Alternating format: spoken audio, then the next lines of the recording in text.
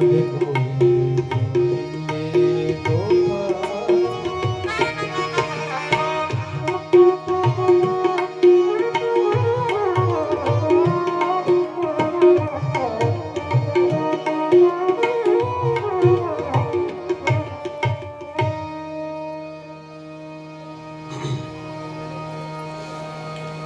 ઇન્દ્રપ્રસ્થ પધાર્યા ત્યારે જરાસંધનો વધ કરાવવાનો વિચાર કરી ભીમ અને અર્જુનને લઈ તેઓ જાય છે. જરાસંધનો વધ કરે છે. ભીમ કહે છે કે આ મુગટ મારે જોઈ છે. એ મુગટ પોતે લઈ આવે છે. એ જ મુગટ માથા ઉપર ધારણ કર્યો. પરીક્ષિત મહારાજને વિચાર આવ્યો, શિકાર કરવા ગયા, શાપ લઈને આવ્યા, એટલા માટે આ ભાગવતની કથા થઈ. એનું બીજ અહીંયા છે. આપણે ત્યાં પ્રસિદ્ધ કહેવત છે, ત્રીજી પેઢીએ ત્રિકમ દાસ પાકે છે ને. કાંઈ સારું કરીએ છીએ તો તેનું ફળ વધી વધીને ત્રીજી પેઢીએ મળી જ જાય. અને કદાચ કાંઈ પાપ થયું હોય તો પણ ત્રીજી પેઢીએ ફળ ભોગવવું જ પડે ભાઈ. વધીને 3 પેઢી, એનાથી ઉપર નહીં. અનેક પ્રકારની કથાઓ કરી છે. ભગવાનની અગ્ર પૂજાની વાત કરવામાં આવી. બધા કહે છે કોની અગ્ર પૂજા કરશું? કોઈ કહે ભીષ્મની કરીએ, એ સૌથી મોટા છે. કોઈ કહે દ્રોણની કરીએ. પછી નક્કી કરવામાં આવ્યું કે ભગવાન શ્રી કૃષ્ણ બિરાજિત હોય ત્યારે એના સિવાય બીજા કોઈની અગ્ર પૂજા ન થાય. અગ્ર પૂજા એટલે કે સૌથી પહેલી પૂજા, સૌથી મોટી પૂજા. ભગવાન શ્રી કૃષ્ણની અગ્ર પૂજા કરવાનો નક્કી કરવામાં આવ્યું. ત્યારે તે સભામાં શિશુપાલ આવ્યો છે. ભગવાનને ગાળો આપે છે. આ તો લૂંટારો છે, આ તો ગોવાળીઓ છે, આવી વાતો કરે છે. દાઉજીને ક્રોધ ચડે છે, ભીષ્મ પિતામહને પણ ક્રોધ ચડે છે. પ્રભુ બધાને શાંત કરે છે. મેં એની માતાને વચન આપ્યું હતું, એના 100 પાપ લગ્યું, હું એને ક્ષમા કરીશ. પ્રભુ કહે છે કે હે શિશુપાલ, યાદ રાખજે, હવે 4 જ તારી પાસે પાપ બચ્યા છે. તે 96 પાપ તો કરી લીધા છે. કહે છે અરે ગોવાળિયા, તું શું મને રોકવાનો હતો? આમ કરતા કરતા 100 પાપ પૂર્ણ થયા. અને જ્યારે 101મી ગાળ આપે છે ત્યારે પ્રભુએ સુદર્શન ચક્ર હાથમાં લીધું અને સુદર્શનને આજ્ઞા કરી શિશુપાલને મોક્ષ આપ્યો છે. પ્રભુએ જ્યારે શિશુપાલને મોક્ષ આપ્યો, સુદર્શન ચક્ર ચલાવ્યું, ત્યારે તેની આંગળીમાં થોડું લોહી નીકળ્યું. ઘણીવાર હથિયાર હલાવવા માટે સૈનિકો જતા હોય તો એને પણ કોઈ જગ્યાએ ઘા લાગી જતા હોય છે. પ્રભુની પેલી આંગળીમાં થોડું લોહી નીકળ્યું. બહેન દ્રૌપદી ત્યાં જોવાનું નહીં.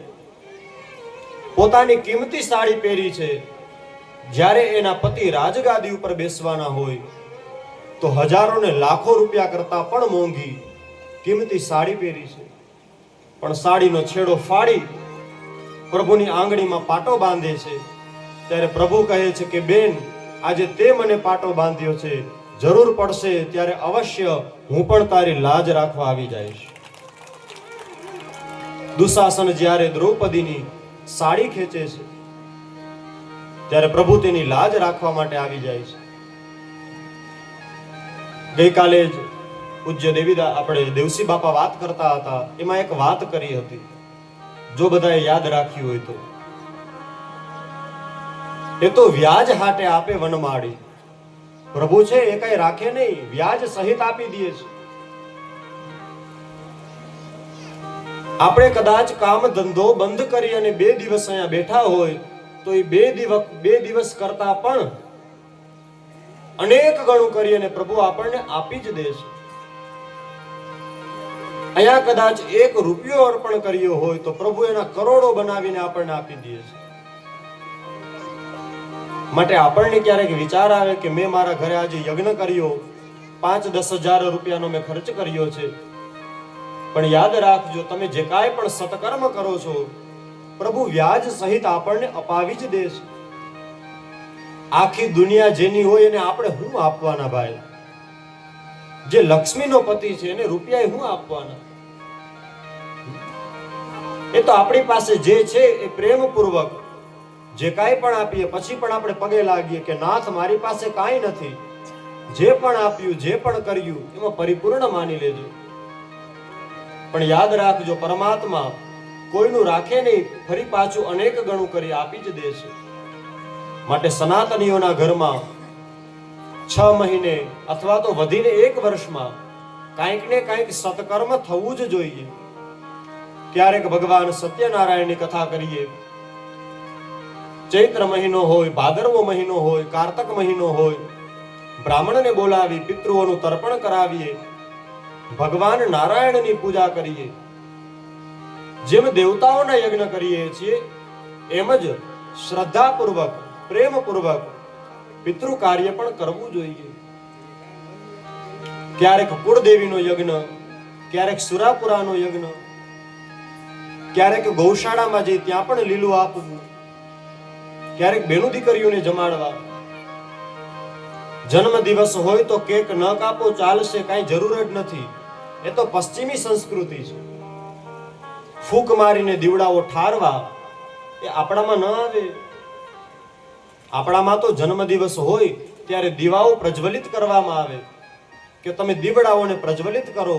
જેમ દીવાનો પ્રકાશ થાય છે એમ આપણું જીવન પણ પ્રકાશ બને, આપણું જીવન પણ પ્રકાશમય બને. જન્મ દિવસ હોય ત્યારે શિવાલયોમાં દેવાલયોમાં જઈ દીપમાળાનું દાન કરો. નાની ઉંમરમાં બાળકનું મરણ ન થાય એ માટે જન્મ દિવસે માર્કંડેયજીની પૂજા કરવામાં આવે છે. 1-1.5 કલાક જેવો સમય થાય, નાની પૂજા હોય, ગરીબ માણસ પણ કરાવી શકે એવી પૂજા હોય.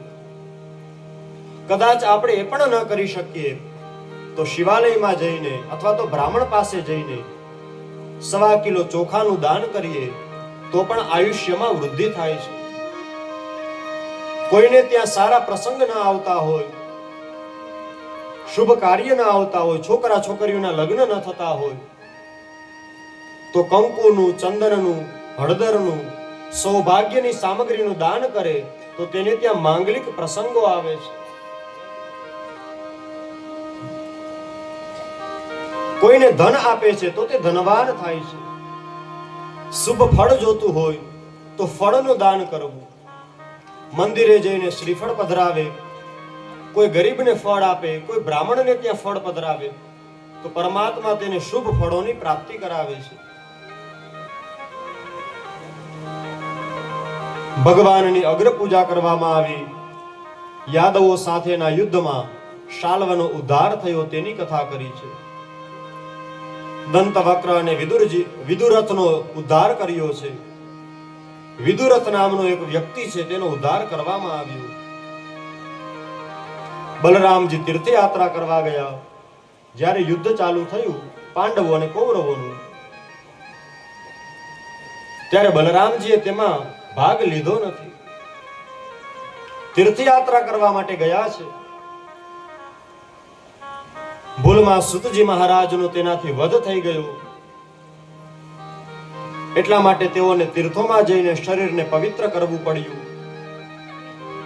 અનેક કથાઓ કરી. હવે પરીક્ષિત રાજા પૂછે છે, હે મહારાજ, મેં સાંભળ્યું છે ભગવાન શ્રી કૃષ્ણનો એક મિત્ર હતો, સુદામદેવ તેનું નામ હતું. તો પ્રભુ મને એનું ચરિત્ર સંભળાવો. એ મિત્ર કોણ હતા? એ ક્યાંથી આવ્યા હતા? શ્રી સુદામાજીને પ્રભુ સાથે કેવી મિત્રતા હતી એ પણ જણાવો.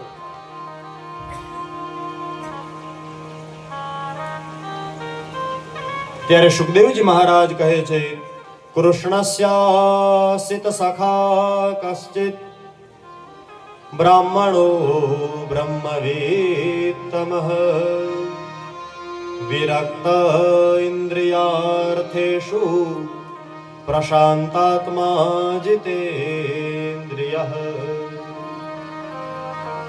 સાંભળજો, કૃષ્ણસ્યાસિત સખા કશ્ચિત. આહા, શું વેદવ્યાસજી મહારાજે ભાગવતમાં લખ્યું છે?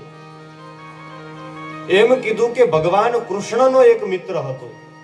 સુદામાના મિત્ર કૃષ્ણ હતા એમ નહીં, કૃષ્ણનો કોઈક મિત્ર હતો જેનું નામ સુદામા હતું. કૃષ્ણસ્યાસિત સખા કશ્ચિત. પછી આગળ કીધું બ્રાહ્મણો બ્રહ્મવિત્તમઃ. એ બ્રાહ્મણ તો હતા જ, પણ બ્રાહ્મણોમાં પણ ઉત્તમ બ્રાહ્મણ હતા. વેદને જાણવા વાળા તો હતા જ, પણ વેદના નિયમોનું પાલન કરવા વાળા હતા. આપણને કોઈ એમ કહે કે ભાઈ આ ફલાણો ભાઈ છે, એ કોણ છે? તો કે મોટા માણસ દ્વારા આપણો પરિચય કરાવે. ફલાણા ગામના સરપંચ છે, એનો આ ભાઈ છે એમ કે તો આપણું નામ આમ મોટું લાગે ને. આપણને કોઈ એમ કે આ ઓલા સરપંચનો ભાઈ છે, તો એટલું નામ મોટું ન જણાય. પણ પેલા કોર્પોરેટરના આ ભાઈ આવ્યા છે તો એમ કે ઓહો બહુ મોટા માણસ આવ્યા છે. પરિચય જ એવી રીતે આપ્યો છે. સુદામા કોણ છે? કૃષ્ણસ્યાસિત સખા કશ્ચિત બ્રાહ્મણો બ્રહ્મવેત્તમઃ. ભગવાન કૃષ્ણના મિત્ર હતા, એનું નામ સુદામા હતું. સુદામદેવ બ્રાહ્મણ છે. ગરીબાએ આટો લઈ લીધો છે. કેમ? તો કે અયાચક વ્રત છે. સુશીલા નામની પત્ની છે. અયાચક વ્રત છે કે કોઈ જગ્યાએ કઈ માગવું નહીં, કોઈ જગ્યાએ માગવાનું નહીં. 5 બ્રાહ્મણના ઘરે ભિક્ષા માંગવા જાય, તેમાંથી જે મળે એના દ્વારા પરિવારનો રોટલો નીકળે. અન્ય કોઈ ઘરે માગણી કરવા ન જાય. બહુ મોટું વ્રત છે. પ્રકાંડ વિદ્વાન છે. સમય એવો આવ્યો છે કે ઘણા દિવસોથી ને બાળકોને કાંઈ મળ્યું નથી. શરીર દુબળું પડી ગયું છે. અરે બાળકો એમ કહે કે અમારે ભોજન કરવું છે, માં કંઈક ખાવા માટે આવ. તો તેની માં ચૂલા ઉપર કુકર ચડાવે, ખાલી પાણીનો કરસ્યો પધરાવે, ચમચો હાથમાં લઈને થોડી વાર આમ હલાવે. બેટા હમણાં બની જાય એટલે આપું હો, બેટા હમણાં બની જાય એટલે આપું. છોકરાઓ જ્યાં લગી હુઈ ન જાય ત્યાં લગી સાડીનો છેડો આડો કરી આંસુ પાડતી પાડતી એ ચમચો હલાવ્યા રાખે. ઘરમાં કાંઈ છે નહીં તો કેવી રીતે આપું? બાળકો માગણી કરતા કરતા સૂઈ જાય. શિયાળાનો સમય આવે, કપડા પણ પૂરા છે નહીં. જો ટાઢ લાગે, ચૂલાની જે રાખ પડી હોય એ રાખ બાળકોના શરીર ઉપર પધરાવી દે. છોકરાઓને થોડીક ગરમી મળે, તેઓને નીંદર આવી જાય. આવી પરિસ્થિતિમાં દિવસ રાત કાઢે છે. એક દિવસ આ દેવીથી રહેવાનું નહીં. સુદામાજી પાસે જાય છે. હાથમાં માળા છે, ઠાકોરજીના નામનો જાપ ચાલુ છે. દેવી આવી અને ઉભા રહ્યા, કારણ કે મારા પતિ ભગવાનનું નામ લે છે, વચ્ચે વિક્ષેપ ન કરાય. માળા પૂરી થઈ, તરત જ આંખે લગાડી પૂછે છે કે બોલો દેવી, શા માટે આવ્યા? કહે છે કે સ્વામી, આજે કંઈક માગવા આવી છું. હા દેવી બોલો ને. કેટલા દિવસ થઈ ગયા, કંઈ ખાવાનું મળ્યું નથી. તમે ને હું તો આપણે દુબળા થઈ ગયા હોય, કાંઈ વાંધો નહીં, પણ આપણા છોકરાઓ ભૂખ્યા છે. અરે દેવી, એક બ્રાહ્મણની પત્ની થઈને તું નબળી પડી ગઈ? કહે છે ના નાથ, હું તમારી પત્ની છું. જ્યારે ફેરા ફર્યા હતા ત્યારે જ તમારું સર્વ રીતે મેં સ્વીકાર કરી મારું સર્વસ્વ સમર્પિત કરી દીધું હતું. પરંતુ હે નાથ, હું માત્ર તમારી પત્ની નથી, આ છોકરાઓની માં પણ છું. આ છોકરાઓ ભૂખ્યા છે, સ્વામી મારાથી જોવાતું નથી.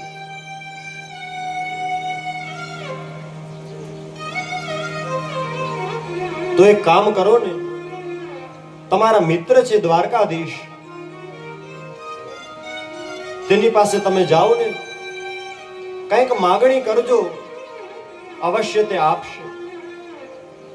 અરે માગણી પણ ન કરતા તમે ત્યાં જશો ને, એ તો જગન્નાથ છે, તમને જોશે એટલે પરિસ્થિતિનો ખ્યાલ આવશે, અવશ્ય જરૂરિયાત પૂરી થશે. કહે છે કે હે દેવી, કોઈ દી ક્યાંય માગવા ગયો નથી, આજે કેમ મારે માગવા જવું? એ દેવી આટલું કહીને ઊભા રહ્યા. સુદામદેવ વિચાર કરે છે, માગવા કોઈ દી ગયો નથી, કઈ રીતે જાઉં? એ પણ વિચાર આવ્યો, આ સ્ત્રી જ્યારથી ને પરણીને આવી છે, કોઈ દી મારા પાસે કાંઈ માગ્યું નથી. આજે પહેલી વાર માગે છે, એ પણ પોતાના માટે નહીં, પોતાના છોકરાઓ માટે માગે છે. મારાથી કેમ ના પડાય? ગરીબાઈ છે પણ ખાનદાની ખોયડું છે ભાઈ. કહે છે કે દેવી, ચાલો ને, દ્વારકાધીશના દર્શન થઈ જશે, હું તેમને મળતો આવું. પણ દેવી, ખાલી હાથે ન જવાય. કોઈને મળવા જવાનું હોય ખાલી હાથે ન જવાય. ઘરમાં તો કાંઈ છે નહીં. પાડોશીને ત્યાં જાઓ, બે મોટી પૌવા લઈ આવો. સાડીનો છેડો ફાડ્યો છે. પાડોશીમાં જ એક બ્રાહ્મણનું ઘર છે. ડેલી ખખડાવી અંદર ગયા. બાજુમાં જ રહેવાવાળા બ્રાહ્મણ ખૂબ રાજી થયા છે. ધન ઘડી ધન ભાગ, આજ તો સુદામદેવના પત્ની આવ્યા. પધારો દેવી, પધારો, બેસો. પત્નીને કહે છે કે હે દેવી, તમે અનેક પ્રકારે ભોજન બનાવો, આજ તો સુશીલાજી ઘરે આવ્યા છે. તરત જ કહે છે, હે ભૂદેવ, હું તમારે ત્યાં બીજું કાંઈ માગણી કરવા નથી આવી, માત્ર બે મોટી પૌવા જોઈએ છે. અરે દેવી, માત્ર બે જ મુઠ્ઠી? અરે બધું લઈ જાવ, આ બધું તમારું તો છે. તમે પણ વૈષ્ણવ, હું પણ વૈષ્ણવ. અરે આપણી નગરીમાં કોણ એવું છે કે સુદામદેવ માટે પોતાનું સર્વસ્વ ના આપે? દેવી, કંઈક જાજુ લઈ જાઓ, છોકરાઓનું પેટ ભરાઈ જાય. ના ભૂદેવ, મારા પતિની આજ્ઞા એટલી જ છે કે દ્વારકાધીશને મળવા જવું છે, બે મોટી પૌવા લઈ જવા છે, અને એ પણ પાછા કરી જઈશો. જ્યારે અમારે ત્યાં આવી જશે ને, ત્યારે અવશ્ય હું તમને પાછા આપી જઈશ. એ બ્રાહ્મણની આંખમાંથી પણ આંસુ જાય છે. મારા ઘર ઘણું છે પણ માગતા નથી, કેમ આપવું? લઈ જાય છે તો પણ એમ કહે છે કે હું પાછા આપી જઈશ. આને ખાનદાની કહેવાય ભાઈ. નકર કંઈક લોકોને જોયા છે, બ્રાહ્મણને લગ્નની દક્ષિણા આપવાની બાકી હોય અને નવી એક્ટિવા ઉતારતા હોય. ધૂળ પડી તમારા જીવનમાં, ધૂળ પડી તમારા ખાનદાનમાં. દુકાનવાળો, કરિયાણાવાળો તમારી પાસે પૈસા માંગતા હોય. આપણે મોજ શોખ કરીએ, મોટું જમણવાર કરીએ, બધાને પૈસા ચૂકવીએ, થોડોલા માગવા વાળાને ન આપતા હોય. ધૂળ પડી ભાઈ. સુદામદેવ કહે છે, દેવી પૌવા લઈ આવ્યા? હા નાથ, લઈ આવી છે.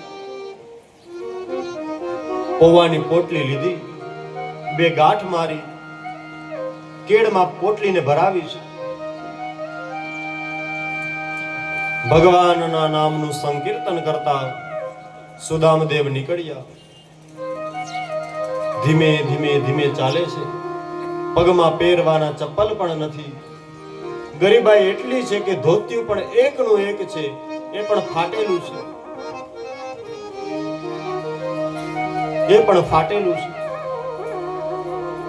આજ કન્ટિન્યુ નો ચેન્જ બહુની દેવે. એકનું એક ધોતિયું, એ પણ ફાટેલું. ધીમે ધીમે ડગલા ભરી અને ચાલે છે. તડકો હોય, પગમાં તડકો લાગે, કાંટા હોય, કોઈ જગ્યાએ કાંટા લાગે, કંકણ હોય, પાણા હોય, એ પણ વાગે. છતાં પણ આ બ્રાહ્મણ ધીમે ધીમે ધીમે ચાલે છે. ધીમે ધીમે કરતા પોરબંદર થી સુદામદેવ નીકળ્યા. પોરબંદર થી દ્વારકા આમ તો લાંબો રસ્તો છે. હાલીને કોઈ જાય તો બહુ વાર લાગે. માર્ગમાં બપોરનો સમય થયો. આરામ કરવા માટે કોઈ સ્થાનમાં બેઠા છે. ગરમીના કારણે, તાપના કારણે શરીર થાક્યું છે. આમ પણ દુબળું પાતળું શરીર હતું. ભોજન કરવા માટે કાંઈ મળ્યું નથી. દ્વારિકાના નાથે ગરુડજીને આજ્ઞા કરી, એ ગરુડ, મારો મિત્ર આવી રહ્યો છે. એ તરસ્યો છે, એ ભૂખ્યો છે, એ હમણાં મૂર્છિત થઈ જશે. એને ખબર ન પડે એવી રીતે તમારી પાંખ ઉપર એને બેસાડી અને દ્વારકાના દ્વાર પાસે આવી એને પધરાવી જાઓ. સુદામદેવને મૂર્છા આવી ગઈ. કોઈને ખબર ન પડે એવી રીતે ગરુડજી આવ્યા. ગરુડજી ઉપર દ્વારિકાના નાથ સિવાય હજી લગી કોઈ બેઠું નથી. પેલો આ બ્રાહ્મણ છે જે એની માથે બેઠો છે. સુદામદેવને પધરાવ્યા. દ્વારકાધીશની નગરીના દ્વાર પાસે એમને ઉતાર્યા, સુવડાવી દીધા. ગરુડજી ત્યાંથી ને ભગવાનનું નામ લેતા લેતા નીકળ્યા. પ્રભુએ માયા કરી. હવે મૂર્છામાંથી તેઓ જાગ્યા.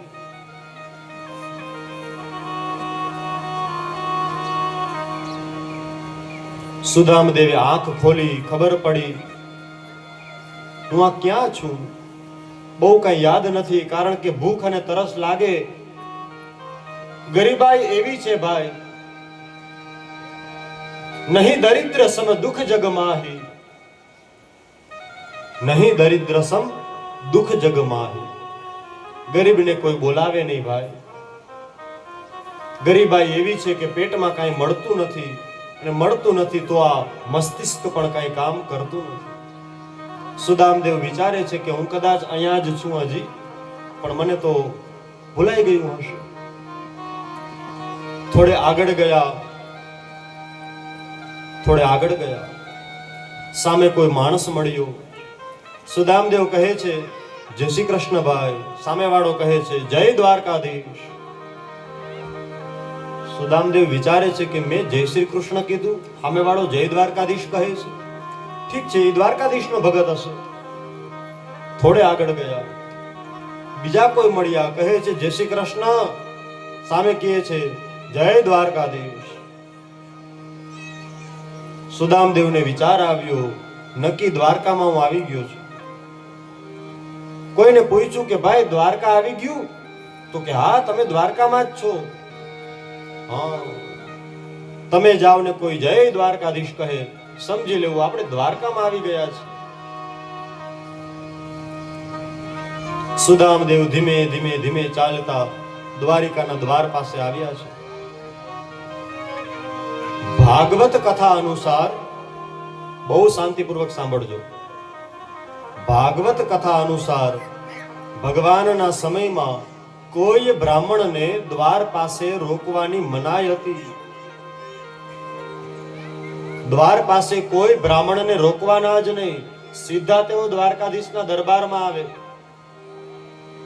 અંધક અને વૃષ્ણિવંશી યાદવોના મહેલને પાર કરી તેઓ ડાયરેક્ટ ભગવાનના કક્ષમાં આવે છે. પ્રભુ અને રૂકમિણી બેઠા હતા, ત્યાં આવી તેઓ તેને પ્રણામ કરે છે. આ કથા ભાગવતમાં લખી છે, મૂળ કથા. પણ જે પ્રચલિત કથા છે એ આપણે અત્યારે ચાલુ છે. જે બધી જ જગ્યાએ બધાએ સાંભળી છે એ કથા આપણે શ્રવણ કરી રહ્યા છીએ. પ્રક્ષેપ કથાઓ હોઈ શકે, કોઈ સંત મહાપુરુષોએ અન્ય જગ્યાએ વાંચી હોય, અન્ય જગ્યાએ કોઈ જગ્યાએ ટીકા સ્વરૂપ લખવામાં આવી હોય.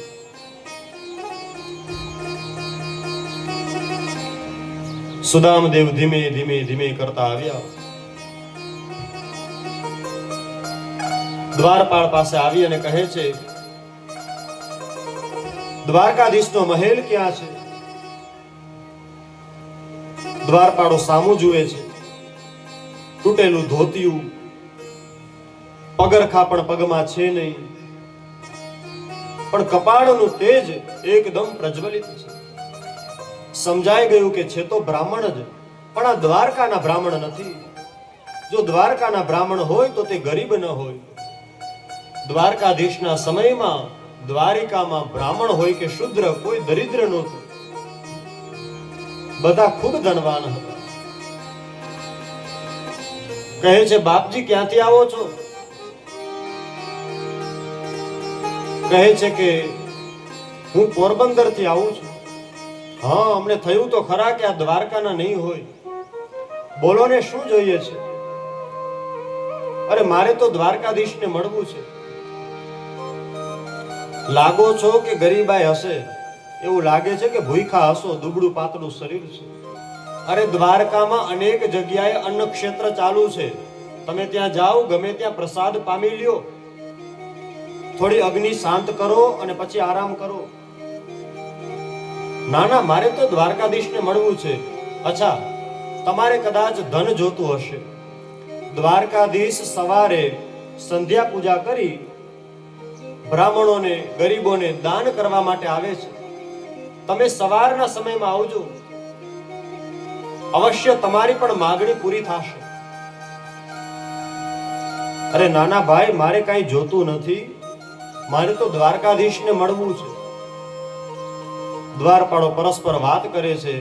આ ગરીબાઈના કારણે આણે મગજ મૂકી દીધો લાગે છે.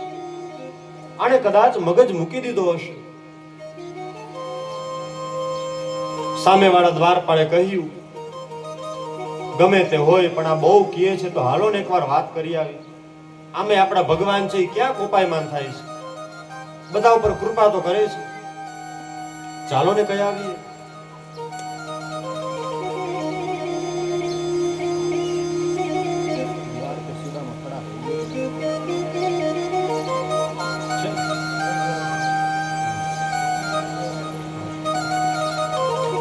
કહે છે કે ચાલો ને આપણે કહી આવીએ. દ્વારપાળ કહે છે કે વાત તો તમારી સાચી છે, પણ આપણે દ્વારકાધીશને કહેવા જાશું અને આ કદાચ કોઈ બનાવટી માણસ હશે તો? આપણા દ્વારકામાં કોઈ ગરીબ તો હોય નહીં. કહે છે, ના ના, એવી કઈ ચિંતા ન કરો. આપણે પ્રભુના દરબારમાં જઈ પ્રભુને વાત કરીએ. જો પ્રભુ આજ્ઞા આપશે તો આપણે સુદામદેવને ત્યાં લઈ જાશું. સુદામાજીને કહે છે, જો સાંભળો, અમે પ્રભુને તમારી વાત કરવા જાય છીએ. જો પ્રભુ હા પાડશે તો અમે તમને અંદર લઈ જાશું, નકર લઈ જાશું નહીં. તો કે ભલે ભલે, કાંઈ વાંધો નહીં, મારો હઠાગ્રહ જરાય નથી. પ્રભુને વાત કરજો, જો પ્રભુ હા પાડે તો જ હું અંદર જઈશ. તો કે ઠીક છે, પણ નામ શું કહેવાનું? ક્યાંથી આવ્યા છો? શું નામ છે? કંઈક વાત જણાવો. પોરબંદર થી આવ્યો છું અને સુદામા નામ છે. હે દ્વારપાળો, તેને જઈને કહેજો કે મારું નામ સુદામા છે. ત્યારે કહે છે,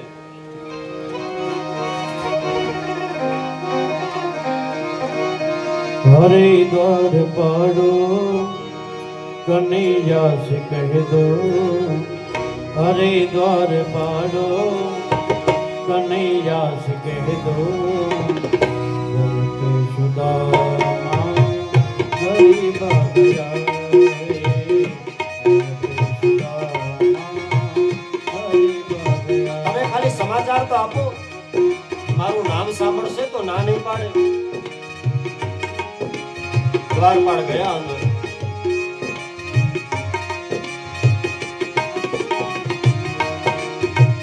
भटकते भटकते न जाने कहाँ से, भटकते भटकते जाने कहाँ से, करके सुदामा गरीब गया रे, करके सुदामा गरीब गया। દ્વારપાળ વિચારે છે આ ભટકતી આત્મા છે, અહીંયા આવી ગયા છે, પણ લાવો ને જઈને સંભળાવી તો દઉં. રસ્તો લાંબો છે. દ્વારેથી જાય અને અંદર આવે, વાર લાગે.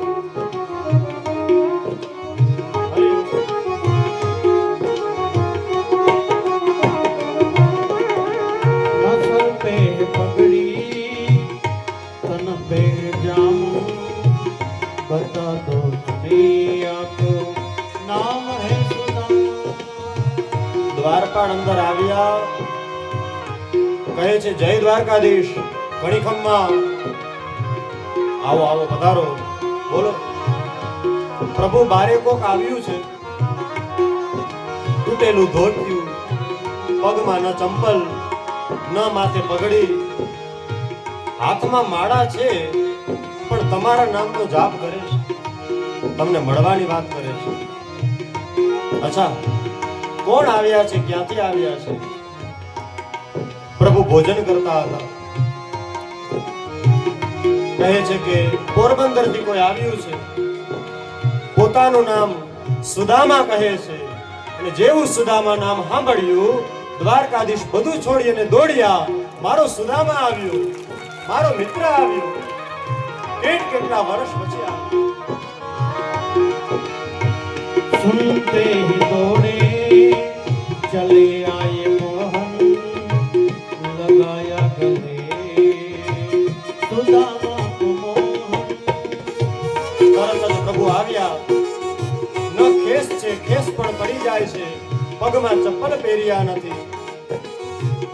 સામે દાસીઓ આવે તો એની હારે ભટકાઈ જાય, કોઈ સેવક આવે તો તેની હારે ભટકાઈ જાય. કેમ તો કે મારા સુદામાને મળવા જવું છે. આજે પ્રભુ ભાન ભૂલ્યા છે. દોડતા દોડતા આવે છે, સામે સુદામો પણ રોતા રોતા મારો કૃષ્ણ, મારો કૃષ્ણ.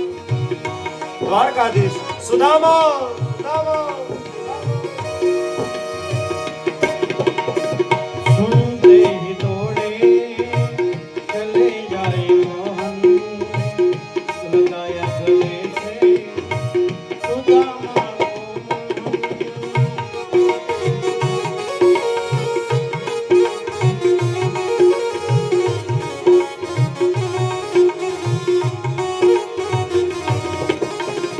हुआ रुक्मणी को बहुत ही अचंभा, हुआ रुक्मणी को बहुत ही अचंभा।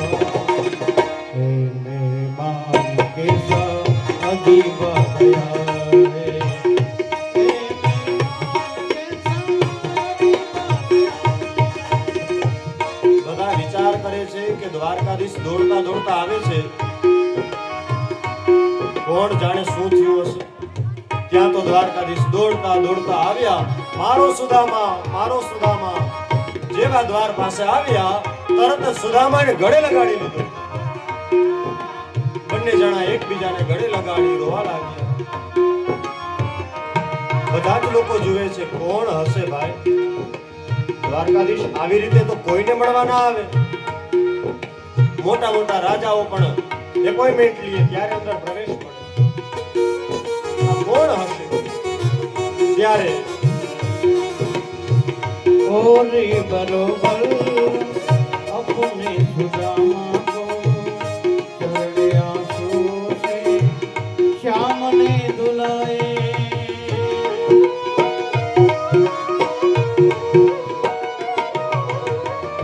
और बरोबर ने अपने सुदामा को चरण आंसू से श्याम ने दुलाए।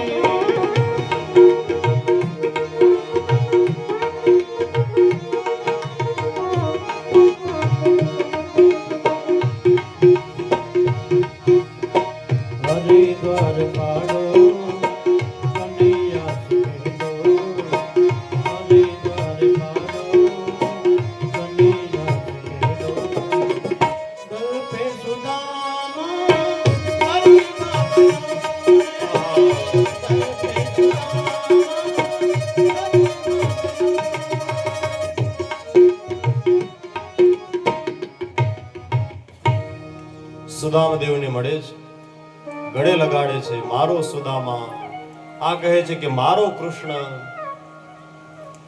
પ્રભુ પોતે એને લઈને આવે છે, પોતાના મહેલમાં પ્રવેશ કરે છે. દ્વારિકાના સિંહાસન ઉપર પ્રભુ પોતાના આસન ઉપર સુદામદેવને બેસાડે છે. રૂકમિણીજીને કહે છે, જાઓ જલ્દીથી ને જળ લઈ આવો. દાસીઓને ન મોકલતા મારી પત્નીઓ તમે પોતે જાઓ. કોઈ ત્રાસ લઈ આવો, કોઈ જળ લઈ આવો. અરે તમે વીજળો નાખો, હવા નાખો. બધા વિચારે છે કે આ કોણ હશે, કોને ખબર, પણ પ્રભુએ આજ્ઞા આપી છે તો વિચારવા ન બેહાય. બધા દોડે છે ને કામ કરે છે. સુદામા વિચારે, ઓહો, આટલી બધી નોકરાણીઓ, આટલી બધી દાસીઓ. સુદામદેવને બેસાડી આવો. ભગવાનની પટરાણીઓ જળ લઈને આવે એની પહેલા તો પ્રભુની નજર પડી સુદામાજીના ચરણ ઉપર. લોહી નીકળેલું છે, કાંટાઓ લાગેલા છે, પોતાની આંખમાંથી અશ્રુની ધારા જાય છે.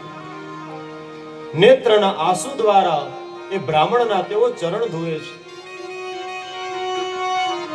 રૂકમિણીજીને બધા વિચાર કરે છે કે કોણ હશે જેની સેવા ભગવાન કરે છે,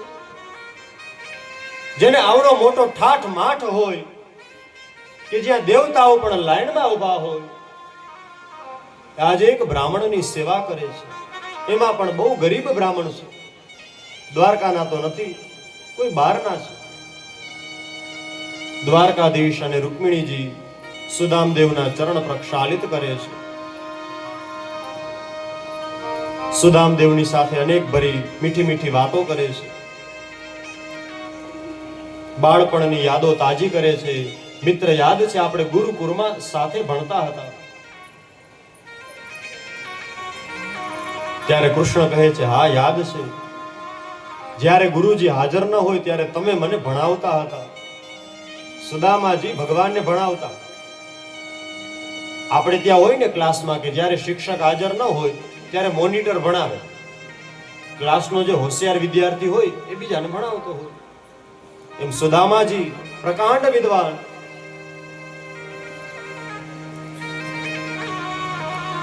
સુદામાજી કહે છે, હું તમને ક્યારેક ક્યારેક ભણાવતો, મને યાદ છે દ્વારકાધીશ.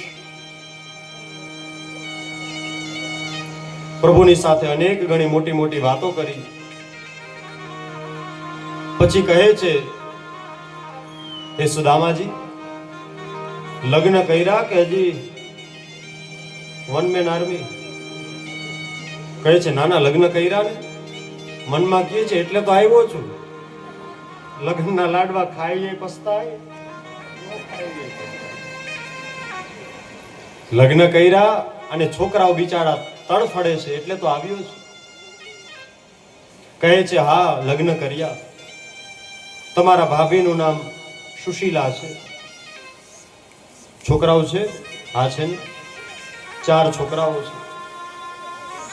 એને ન લાવ્યા? મનમાં વિચાર કરે છે, પેટમાં કાંઈ મળતું નથી તો પગમાં તાકાત ક્યાંથી હોય, કેમ લઈ આવું? તારી પાસે રથ છે, અમારા આગળ થોડા રથ છે. મનમાં વિચાર કરે છે, કે છે, ના ના, આ તો હું પહેલી વાર આવ્યો એટલે એટલો આવ્યો છું, બીજી વાર બધાઈને લઈ આવીશ. ઠીક. સુદામાજીએ પૂછ્યું, કનૈયા તે લગ્ન કર્યા કે નહીં? તો કે હા કર્યા ને. શું નામ છે મારા ભાભીનું? આ જેટલા તો જોશ ને એ બધા તારા ભાભી જ છે. આમ નજર કરે છે, આમ નજર કરે ત્યાં લગી ઉભા છે. એટલે કે આમાં 2-3 હશે, 4 કેટલા છે? તો કે 2-4 નથી, આમ જો 16,108 છે. આવડો મોટો પરિવાર. હવે તો એક એક ના નામ કેવા બે તો એમાં બીજી સપ્તાહ થઈ જાય, 7મી. પધારો પધારો પધારો.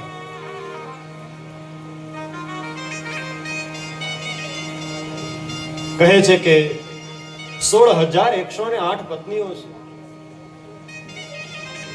હવે છોકરાઓ કેટલા છે તો પૂછવાનું આમાં કઈ રીએ નહીં, કારણ કે આટલા બધા સંતાનો છે. કૃષ્ણ ગોવિંદ ગોવિંદ ગોપાલ નંદલાલ કૃષ્ણ ગોવિંદ ગોવિંદ ગોપાલ નંદલાલ કૃષ્ણ ગોવિંદ ગોવિંદ ગોપાલ નંદલાલ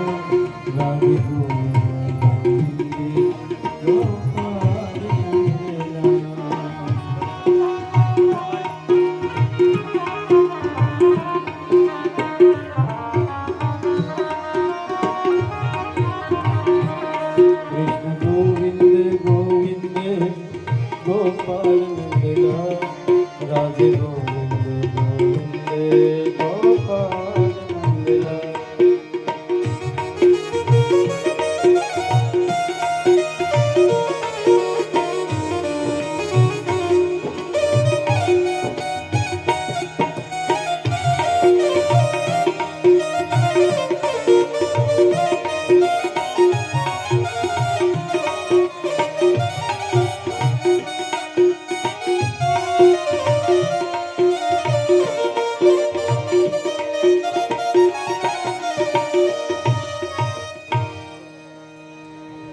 સંતોની પધરામણી થાય એ સ્વાભાવિક છે, કારણ કે જ્યાં પણ ભગવાનના ગુણાનુવાદ ગવાતા હોય તે સંતો અવશ્ય જાય. બ્રાહ્મણોનું, સંતોનું, મહાપુરુષોનું જીવન જ ધર્મ માટે હોય છે. ધર્મ ન દૂસર સત્ય સમાના. જ્યાં પણ ધર્મ હોય ત્યાં સત્ય હોય, સત્ય હોય ત્યાં સંતો અવશ્ય હોય. સાધુ ચરિત શુભ ચરિત કપાસ. સાધુનું ચરિત્ર કેવું હોય? કપાસ જેવું, રૂ જેવું હોય છે. સુદામાજી કહે છે કે આટલી બધી પત્નીઓ, તો પછી કેટલા છોકરાઓ? પ્રત્યેકને 10-10 દીકરાઓ અને એક દીકરીઓ. પ્રભુની જેટલી પણ પત્ની છે બધાને 10-10 સંતાનો છે. બહુ મોટો પરિવાર છે. ઘણી બધી વાતો કરી, પછી ભોજન કરવા બેસે છે. ભોજન કરતી વેળાએ પણ ચર્ચા કરે છે. ભોજન કરતા હોય તો તેના 3 નિયમો બતાવ્યા છે. પેલું, મૌન રાખી અને ભોજન કરવું. ભોજન કરતી વેળાએ કઈ બહુ બોલવું નહીં. એ ન થઈ શકે તો ભગવાનના ગુણાનુવાદ ગાતા ગાતા ભોજન કરવું, એટલે કે મંત્ર બોલવા, શ્લોક બોલવા. ત્રીજું છે હાસ્ય, આનંદ, વિનોદ કરતા કરતા ભોજન કરવું. પ્રભુ પણ ભોજન કરતી વેળાએ ચર્ચાઓ કરે છે. માનવોના 3 ગુણોની ચર્ચા કરવામાં આવી.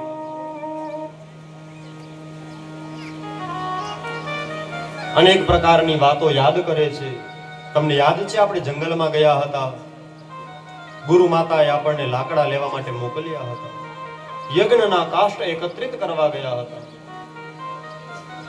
હા, યાદ છે. ચણાની પોટલી આપી હતી, એ પણ યાદ છે. બધું યાદ છે. કનૈયા, તને કેમ ભૂલી શકાય? તારી સાથે વ્યતીત કરેલી પ્રત્યેક ક્ષણમાં આનંદ હોય. 64 દિવસ મને યાદ છે.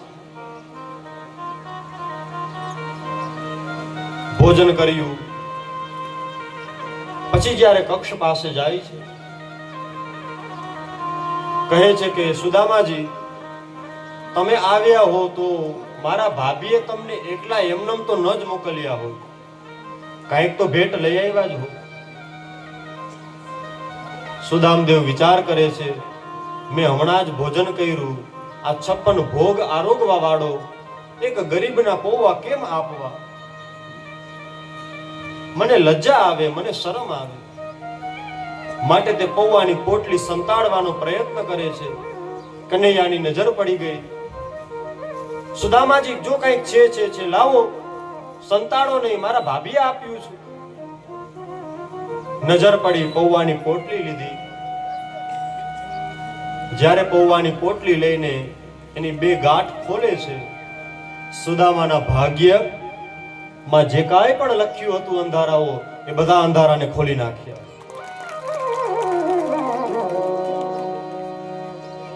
જ્યારે એ પોટલીને ખોલવામાં આવી ત્યારે કઈ કઈ ઘટનાઓ ઘટી. સુદામા નીચું જુએ છે. 56 ભોગ જે આરોગતો હોય તેને મારે પૌવા આપવા, પણ લઈ આવ્યો છું તો શું થાય? નીચું જુએ છે. ભગવાનની પટરાણીઓ હસવા લાગી. જુઓ તો ખરા, દ્વારિકાધીશ માટે શું લાવ્યા? પૌવા લાવ્યા. અને ત્રીજી ઘટના કઈ બની? પ્રભુએ જ્યારે પૌવા હાથમાં લીધા તો તેની આંખમાં આંસુ આવે છે. હું જ્યારે ગોકુળમાં હતો, વ્રજમાં હતો, ત્યારે મારી માં યશોદા મને પૌવા ખવડાવતી હતી. જ્યારથી હું દ્વારકાધીશ બન્યો ત્યારથી મને આ પૌવા ખાવા મળતા નથી. ઘણા સેવકો છે પણ સખા તારી યાદ આવે. હજારો છે દાસીઓ, અરે આ પૌવા મને ખાવા મળતા નથી. 3 ઘટનાઓ ઘટી. પ્રભુએ એક મુઠ્ઠી પૌવા ખાધા, પોતાનું સર્વસ્વનું દાન આપી દીધું. અરે ઇન્દ્ર પાસે પણ જે સુવિધાઓ નથી એના કરતા પણ વધારે અનેક ગણી સુવિધાઓ વાળો મહેલ પ્રભુએ સુદામદેવને આપ્યો છે. મૂળ ભાગવત પ્રમાણે પ્રભુએ એક જ મુઠ્ઠી પૌવા ખાધા છે. 2 મુઠ્ઠી ખાધા, ત્રીજી મુઠ્ઠીમાં રૂકમિણીજી રોકે છે. એ અન્ય ચરિત્રોમાં કદાચ વર્ણન હોઈ શકે. વેદવ્યાસજીનું મૂળ ભાગવત આપણે વાંચીએ, પ્રભુએ એક જ મુઠ્ઠી પૌવા ખાધા છે. પ્રભુ જ્યારે આપવા બેસે ને એક જ ફેરામાં આપી દે, વાર ન લગાડે ભાઈ. તમે સંતો પાસે જાઓ, પ્રભુ પાસે જાઓ, મહાપુરુષો પાસે જાઓ, તો તે જે પ્રસાદ આપે છે એ સામાન્ય પ્રસાદ નથી હોતો. એમાં આપણા અનેક પુણ્યો હોય છે. એની કૃપા જ આપણા પુણ્ય. આપણા પુણ્ય તો શું હોય ભાઈ? સંતોના આશીર્વાદ, એની કૃપા, એ જ આપણા પુણ્યનો ઉદય, આપણા ભાગ્યનો ઉદય. એક મુઠ્ઠી પૌવા ખાધા, પ્રભુએ બધું જ આપી દીધું છે.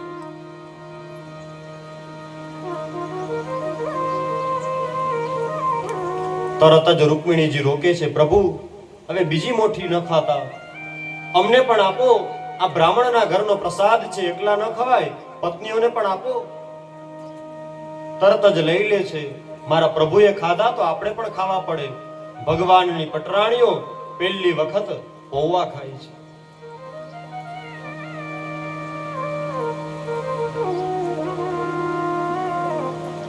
સુદામદેવના ભાગ્યમાં લખ્યું હતું શ્રી ક્ષય. શ્રી એટલે લક્ષ્મી, ક્ષય એટલે કે એનો વિનાશ, એનો અભાવ. પરંતુ જ્યારે પ્રભુએ એક મુઠ્ઠી પૌવા આરોગ્યા, પ્રભુએ તેનું ઉલટું કરી નાખ્યું. શ્રી ક્ષય એનું ઉલટું કરો તો શું થાય? યક્ષ શ્રી, કુબેરની સંપત્તિ આપી દીધી. કુબેરના ખજાનામાં જે ધન ન હોય એ ધન અત્યારે સુદામદેવ પાસે છે. પણ સુદામાજીને કાંઈ ખબર નથી. આપણને કોઈ મહાપુરુષ કાંઈ આપે ને તો આપે ત્યારે ખબર ન પડે. જ્યારે તલવારનો ઘા સોયથી જાય ત્યારે આપણે એમ કહીએ કે ગઈઢાના પૂણ આડા આવ્યા. કોઈ મહાપુરુષના આશીર્વાદ કામ કરી ગયા. સુદામદેવને તો હજી કાંઈ ખબર નથી. સુદામાજી રોકાણા છે. પ્રભુએ પોતાનું પહેરવાનું પીતાંબર આપ્યું હતું. પ્રભુએ પોતા પાસે તો ઘણા બધા હોય ને ચપ્પલ, ચરણ પાદુકા પણ આપી હતી. સુદામાજી જુએ છે, આહા, જાણે સ્વર્ગમાં પણ આ ભૌતિક પદાર્થો નહીં હોય જે અત્યારે દ્વારકાધીશના મહેલમાં છે. ખૂબ આનંદ કર્યો. હવે સુદામાજી કહે છે, પ્રભુ હવે વિદાય લઉં? દ્વારકાધીશ કહે છે, ભલે જેવી તમારી ઈચ્છા. બધા દ્વાર સુધી આવ્યા છે સુદામાજીને વડાવવા માટે.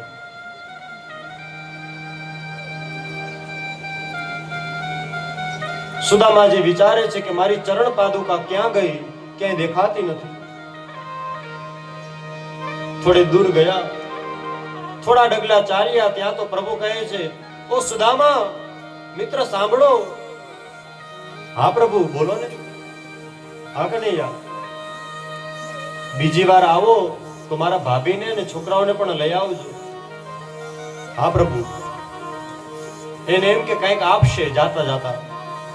મનમાં વિચારે છે બહુ લોભ્યો ભાઈ, કાંઈ ના આપ્યું. થોડે દૂર ગયા, વળી પાછા બોલાવ્યા, ઓ સુદામા સાંભળો. હા પ્રભુ. તમે જે આ પિતાંબર ધોતિયું પહેર્યું છે ને એ મારું છે, તમે તે કાઢી નાખો. તમે જે તૂટેલું પહેરીને આવ્યા હતા એ પહેરી લો. સુદામાજી વિચારે છે ખાલી લોભ્યો નથી, બહુ કંજૂસ છે ઓ ભાઈ. ધોતિયું પણ બદલાવ્યું.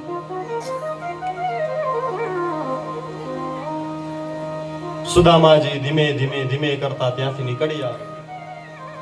જેવા સુદામાજી ત્યાંથી નીકળ્યા છે, તરત જ બલરામજીએ કીધું, કનૈયા, આપણે ત્યાં કોઈ ચપ્પલની કમી હતી? એની ચરણ પાદુકા ક્યાં વહી ગઈ? ત્યારે પ્રભુ પોતાના વક્ષઃ સ્થળ પાસે જે વસ્ત્ર હતું એ હટાવે છે, પોતાના હૃદય પાસેથી ચરણ પાદુકા કાઢે છે.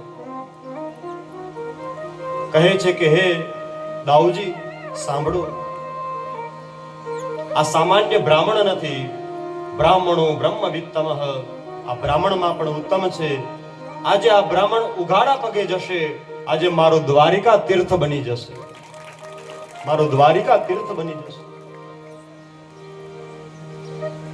એટલા માટે મેં એની ચરણ પાદુકા લઈ લીધી.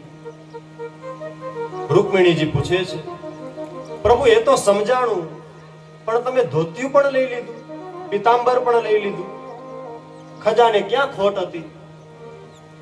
કહે છે કે દેવી એટલા માટે મેં નથી લીધું, પણ જો મારો સુદામો પિતાંબર પહેરીને પોરબંદરમાં પ્રવેશ કરે તો કોક એમ કહે કે આ માગીને આવ્યો છે, મારા મિત્રને અયાચક વ્રત છે, એને કોઈ માગવા વાળો ન કહેવું જોઈએ. એટલે મેં આ પિતાંબર લઈ લીધું છે. એને કોઈ માગવા વાળો ન કહે, વ્રત ભૂલીને આવ્યો એમ ન કહે. પછી તો સુદામાજી ધીમે ધીમે ધીમે ચાલતા ચાલતા પોરબંદરમાં પ્રવેશ કર્યો. પોરબંદરની ગલીઓમાં ઘૂમતા ઘૂમતા પોતાના ઘર પાસે આવ્યા છે. પોતાના ઘર પાસે આવ્યા, આવીને જુએ છે આવડું મોટું મકાન. અવશ્ય હું ઘરે નહોતો એટલે પાછળથી બિલ્ડરોએ આવી મારું ઘર પાડી નાખ્યું અને આ પોતાની જમીન હડપી લીધી, પોતાની મોટી બિલ્ડિંગ બનાવી લીધી. કોણ જાણે મારું ઘર કોણે તોડી નાખ્યું હશે. સુદામાજી તો વિચાર કરે છે, જુએ છે, ત્યાં તો ઝરૂખામાં બેઠા બેઠા સુશીલાજીએ જોયું મારા નાથ આવ્યા. બાળકોને લઈ, સેવકોને લઈ, દાસીઓને લઈ નીચે આવ્યા. પધારો સ્વામી, પધારો નાથ, પધારો. જેવા તેઓ બાજુમાં આવ્યા, સુદામાજી કહે છે, છેટા બેન, છેટા છેટા. માતા દૂર રહ્યો, દૂર રહ્યો. સુશીલાજી કહે છે, હામું તો જુઓ, આ માતા નથી, આ તમારા પત્ની છે. તમે નિરખીને જોયું તો આટલા બધા કપડા ક્યાંથી આવ્યા? આ બધા વસ્ત્ર અને આ આપણું ઝૂંપડી હતી એ તૂટી ગઈ. આ મહેલ કોનો છે અને તમે કેમાં બેઠા છો? કહે છે કે તમે દ્વારકાધીશને ત્યાં ગયા હતા, તમને પ્રત્યક્ષ રીતે કાંઈ ના આપ્યું, પણ કોઈને ખબર ના પડે એ રીતે એને એટલું બધું આપી દીધું છે કે આટલી જાહો જલાલી તો સ્વર્ગમાં પણ નથી, સ્વર્ગમાં પણ નથી. કોઈ દી ન ખૂટે એટલું ધન પડ્યું છે. વિચાર કરે છે, જો આને સંત કહેવાય હો ભાઈ. વિચાર કરે છે, મારે તો હું ભલો, મારો કનૈયો ભલો, કદાચ આ ઝૂંપડી છોડીને મહેલમાં જાઉં, ભગવાનને ભૂલી જાઉં. એ તો જે વૃક્ષ નીચે બેસી અને ગાયત્રી મંત્રનો જપ કરતા હતા, ફરી પાછા ત્યાં જ વયા ગયા. ફરી પાછા ગાયત્રી મંત્રનો જપ કરે નામ મંત્રનો જપ કરે, શ્રી કૃષ્ણ શરણમ મમ, શ્રી કૃષ્ણ શરણમ મમ. જેનું ચિત્ત હંમેશા ચૈતન્યમાં ચોટેલું છે એને મહેલ ન શોભે, એને મહેલની કોઈ જરૂર નથી. આવું શ્રી સુદામદેવનું ચરિત્ર છે.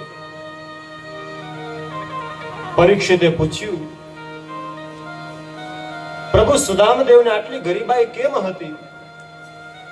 જો તે પ્રકાંડ વિદ્વાન હોય, તે કર્મકાંડ કરવા જાય તો અવશ્ય દાન દક્ષિણા મળે. ક્યાંકથી થોડું મળે, ક્યાંકથી જાજુ મળે, પણ રોટલો તો નીકળે જ, એમાં વાંધો ના આવે. પણ ગરીબાઈ હતી, કારણ શું હતું? મારે જાણવું છે. આ પ્રક્ષેપ કથા છે, મૂળ ભાગવતમાં નહીં. સુખદેવજી મહારાજ અને સંતો પણ કહે છે, જ્યારે સુદામાજી અને ભગવાન સાંદીપની ઋષિના આશ્રમમાં અભ્યાસ કરતા હતા, ત્યારે એક સમયે મધ્યરાત્રિના એક ચોર આવ્યો. આશ્રમની થોડેક જ દૂર સામે જ કોઈ માજીની ઝૂંપડી હતી. એ માજી ગરીબ એકલા રહે. રોજ ઠાકોરજીને ભોગ ધરાવે, પછી જ પ્રસાદ પામે.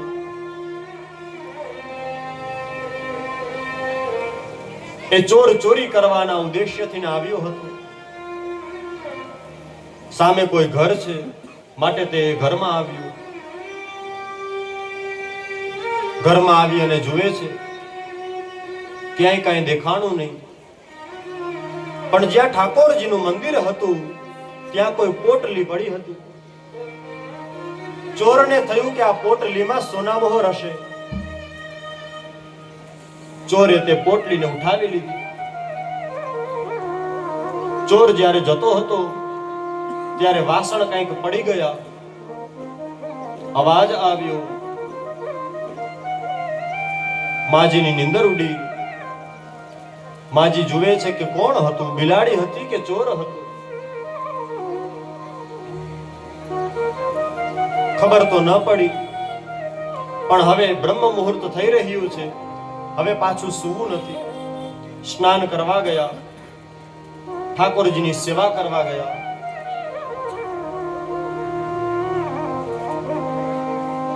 ઠાકોરજીની સેવા કરવા ગયા તો જુએ છે કે ત્યાં ચણાની પોટલી છે નહીં.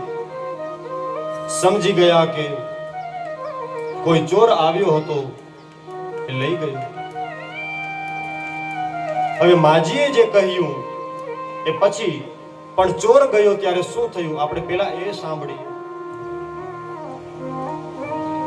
ચોરને ખબર પડી કે પેલા માજી ઉઠી ગયા છે, પકડાઈ જાઉં તેની પેલા ભાગી જાઉં. સામે કોઈ આશ્રમ છે. આશ્રમના રસોઈ ઘરમાં આવી એ ચોર બેસી ગયો. થોડી જ વારમાં બ્રહ્મ મુહૂર્ત થયું. ગુરુ માતા જાગ્યા, ગુરુ મહારાજ પણ જાગ્યા.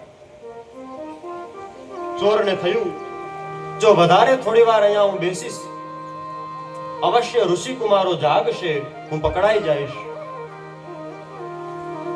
ચોર ત્યાંથી નીકળી ગયો. ચોર નીકળી ગયો, પણ પેલી જે પોટલી દબાવેલી હતી એ પોટલી પડી ગઈ. ગુરુના આશ્રમમાં પોટલી પડી ગઈ.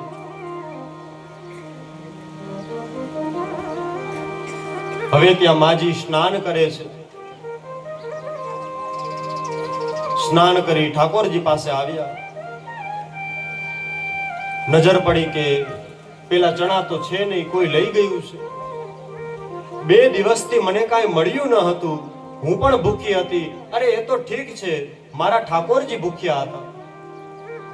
મેં ત્યાં ચણા એટલા માટે પધરાવ્યા હતા, સવારે સ્નાન કરી મારા નાથને હું ભોગ ધરાવીશ, પછી હું તે ભોજન કરીશ. પરંતુ અહીંયા ચણા છે નહીં. એ માજી શાપ આપે છે, જે પણ આ ચણા ખાશે તો દરિદ્ર બનશે. જે કોઈ પણ આ ચણા ખાશે, જેણે મારા નાથને ચણા ન અપાવ્યા એમાં વિક્ષેપ પાડ્યો. હવે જે આ ચણા ખાશે અવશ્ય તે ગરીબ બનશે. ગુરુ માતા કહે છે, ઋષિકુમારો જાગી ગયા છે? હા, જાગી ગયા. કૃષ્ણને, બલરામને, સુદામદેવને બોલાવો. એ મોટા છે, ચોમાસાની ઋતુ ચાલુ છે, જંગલમાં યજ્ઞ કાષ્ઠ એકત્રિત કરવા માટે મોકલવા છે, માટે તેઓને ત્રણેયને મોકલો. સવારના પોરમાં હજી તો કોઈ સામગ્રી સિદ્ધ ન કરી હોય તો ભોજન માટે હું શું આપું? ગુરુ માતા રસોઈ ઘરમાં ગયા. ચણાની એક પોટલી પડી હતી. ખોલીને જોયું કે હા, ચણા છે, ચાલો આપી દઉં તો આ બાળકોને થોડો ટેકો રીએ. ચણાની પોટલી લીધી. કહે છે કે બેટા, આ પોટલી તમને આપું છું, આમાં ચણા છે, જ્યારે ભૂખ લાગે ને તો થોડા ચણા ખાઈ લેજો, જેથી થોડો ટેકો રહે. પ્રભુ કહે છે કે તમે સુદામાજીને આપી દો, એ સાચવી રાખશે. પણ આ તો પ્રકાંડ વિદ્વાન બ્રાહ્મણ હતા. જેવી ગુરુ માતાએ પોટલી હાથમાં આપી, સુદામદેવને તરત જ ખબર પડી ગઈ, આ ચણા જે ખાશે એ ગરીબ થશે. હું ભલે ગરીબ થાઉં, મારા નાથને ગરીબ નહીં થવા દો, મારા ભગવાનને ગરીબ નહીં થવા દો. અરે તે લક્ષ્મીનો પતિ છે, જો એ ગરીબ થઈ જશે, જો લક્ષ્મી નહીં રહે તો ત્રિભુવન શ્રી વિહીન થઈ જશે. આ ત્રિભુવનને હું લક્ષ્મી વગરનું નહીં થવા દઉં, ભલે મારે ગરીબ બનવું પડે. એટલા માટે તે ચણા ખાય છે. સુદામદેવે ગરીબાઈ સામેથી સ્વીકારી છે, માટે એના ઋણમાંથી કોઈ ક્યારે મુક્ત ન થઈ શકે. દ્વારકાધીશને આવી જાહો જલાલી આપી દે તો એમાં કોઈ મોટી વાત નથી. આ બ્રાહ્મણે ભગવાન માટે પોતે ગરીબ બનવા તૈયાર થયો છે. આને નિષ્ઠા કહેવામાં આવે, આને કર્તવ્ય પરાયણતા કહેવામાં આવે. આવું શ્રી સુદામદેવનું ચરિત્ર છે.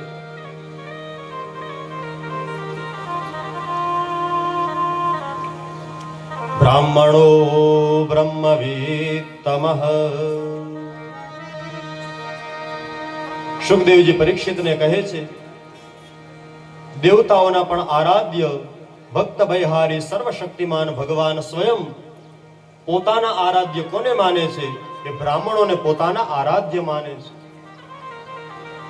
ભાગવતના 10મ સ્કંદના 81મા અધ્યાયનો 39મો શ્લોક છે. તસ્ય વે દેવ દેવસ્ય હરેર યજ્ઞપતે પ્રભુ બ્રાહ્મણા પ્રભવો દેવમ ન તેભ્યો વિદ્યતે પરમ. બ્રાહ્મણ પણ ભગવાન પણ બ્રાહ્મણોને પોતાના આરાધ્ય માને છે. અરે જ્યારે પાંડવોએ યજ્ઞ કર્યો ને ત્યારે યુધિષ્ઠિર મહારાજે બધાને સેવાઓ સોંપી હતી કે બધા પોતપોતાને રુચિ અનુસાર સેવાઓ કરો. દ્વારકાધીશને પૂછ્યું કે પ્રભુ, તમને આદેશ ન કરી શકાય, તમને તો વિનંતી કરવાની હોય, પ્રભુ તમે પણ આમાં કોઈ સેવા કરવા માંગતા હો તો કરજો. ત્યારે દ્વારકાધીશ કહે છે, જેટલા પણ બ્રાહ્મણો, જેટલા પણ સાધુઓ, જેટલા પણ સંતો ભોજન કરશે એના હેઠા પતરાડા હું ઉપાડીશ. એના હેઠા પતરાડા પ્રભુ પોતે ઉપાડે છે. માટે જો ભગવાન બ્રાહ્મણોની સેવા કરતા હોય તો તમે અને હું સેવા કરીએ એમાં ક્યાં મોટી વાત છે? આપણા આંગણે કોઈ ભૂદેવ આવે, એ ભલે 5 જ વર્ષનો છોકરો હોય, પણ એ તમારા ને મારા દરેક માટે ભગવાન સમાન છે. આપણા આંગણે કોઈ સંત આવે, એ નાના હોય, મોટા હોય, જાડા હોય, પાતળા હોય, એના શરીરને નથી જોવાનું. એ સંત છે, એનું ચરિત્ર મહાન છે, માટે એને પ્રણામ કરવાના છે.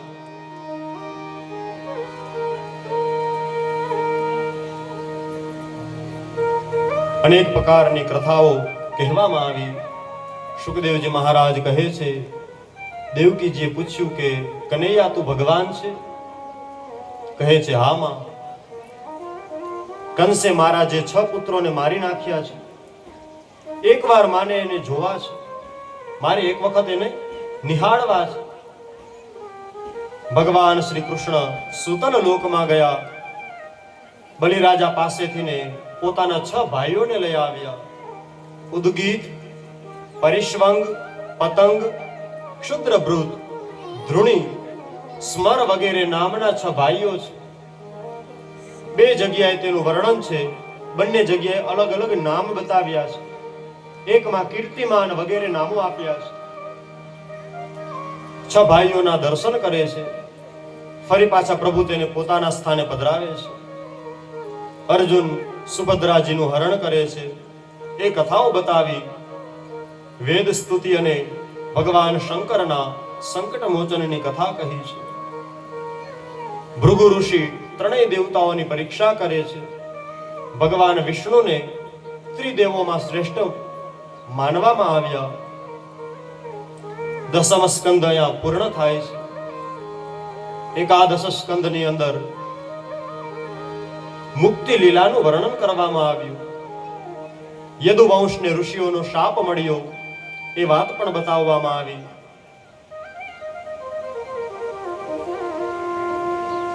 વિશ્વામિત્ર વગેરે ઋષિમુનિઓ પ્રભાસ ક્ષેત્રમાં ગયા છે.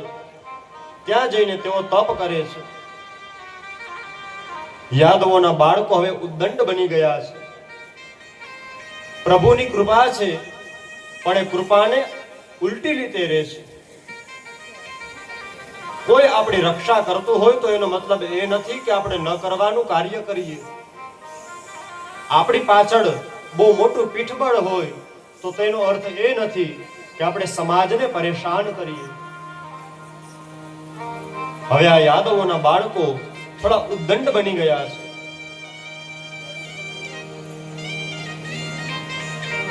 સાંબ વગેરે બધા ત્યાં ગયા જ્યાં ઋષિ મુનિઓ તપ કરતા હતા.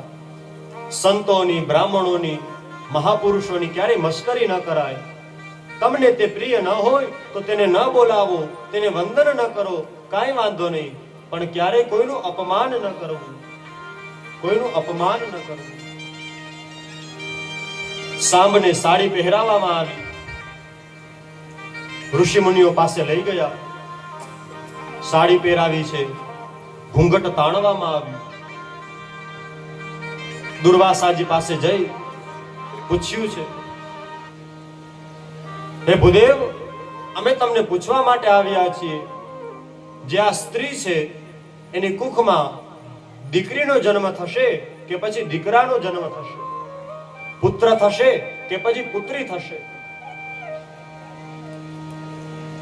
દુર્વાસાજીને ખબર પડી ગઈ. અન્ય બધા જ ઋષિ મુનિઓ સમજી ગયા છે કે આ તો કોઈ સ્ત્રી નથી, આ તો સાંબ છે, અમારી મસ્કરી કરવા માટે આવ્યા છે. દુર્વાસાજીને ક્રોધ ચડ્યો. તરત જ એને શાપ આપ્યો છે, હે ઉદ્દંડ બાળકો, જાવ, હું તમને શાપ આપું છું.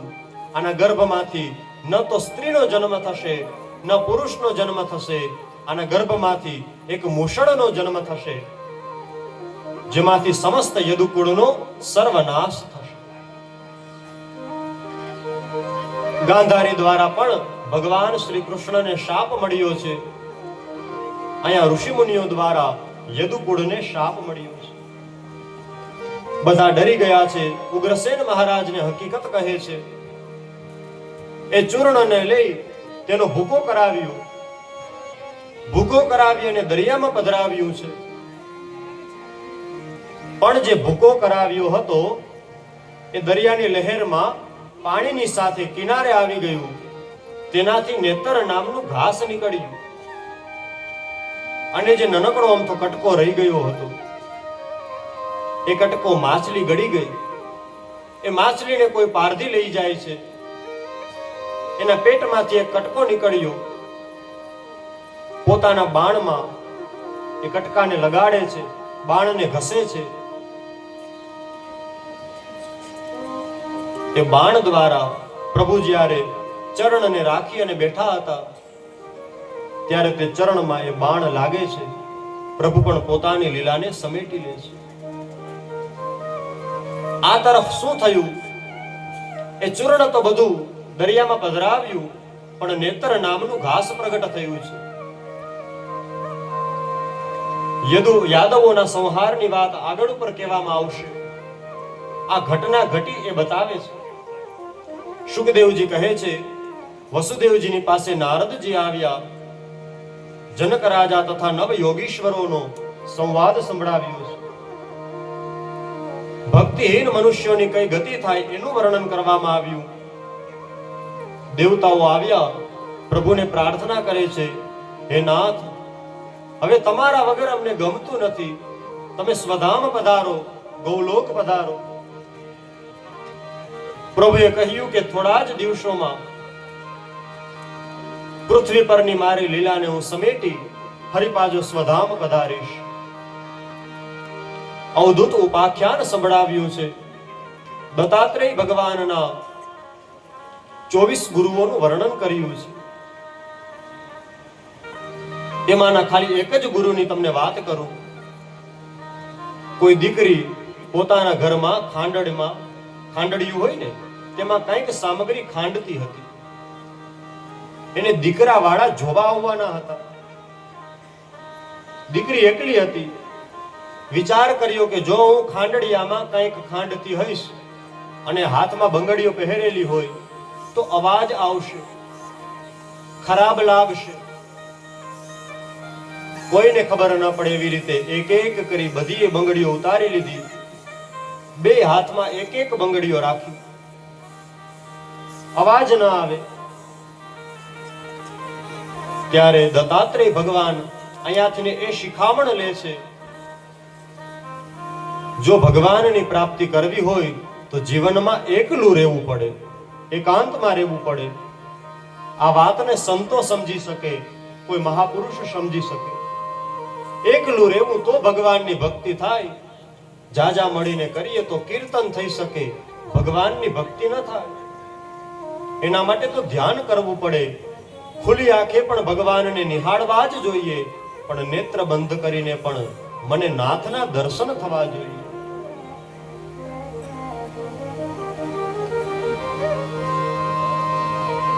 ચોવીસ ગુરુઓની ચર્ચા કરી. લૌકિક તથા પરલૌકિક ભોગોનું વર્ણન કરવામાં આવ્યું.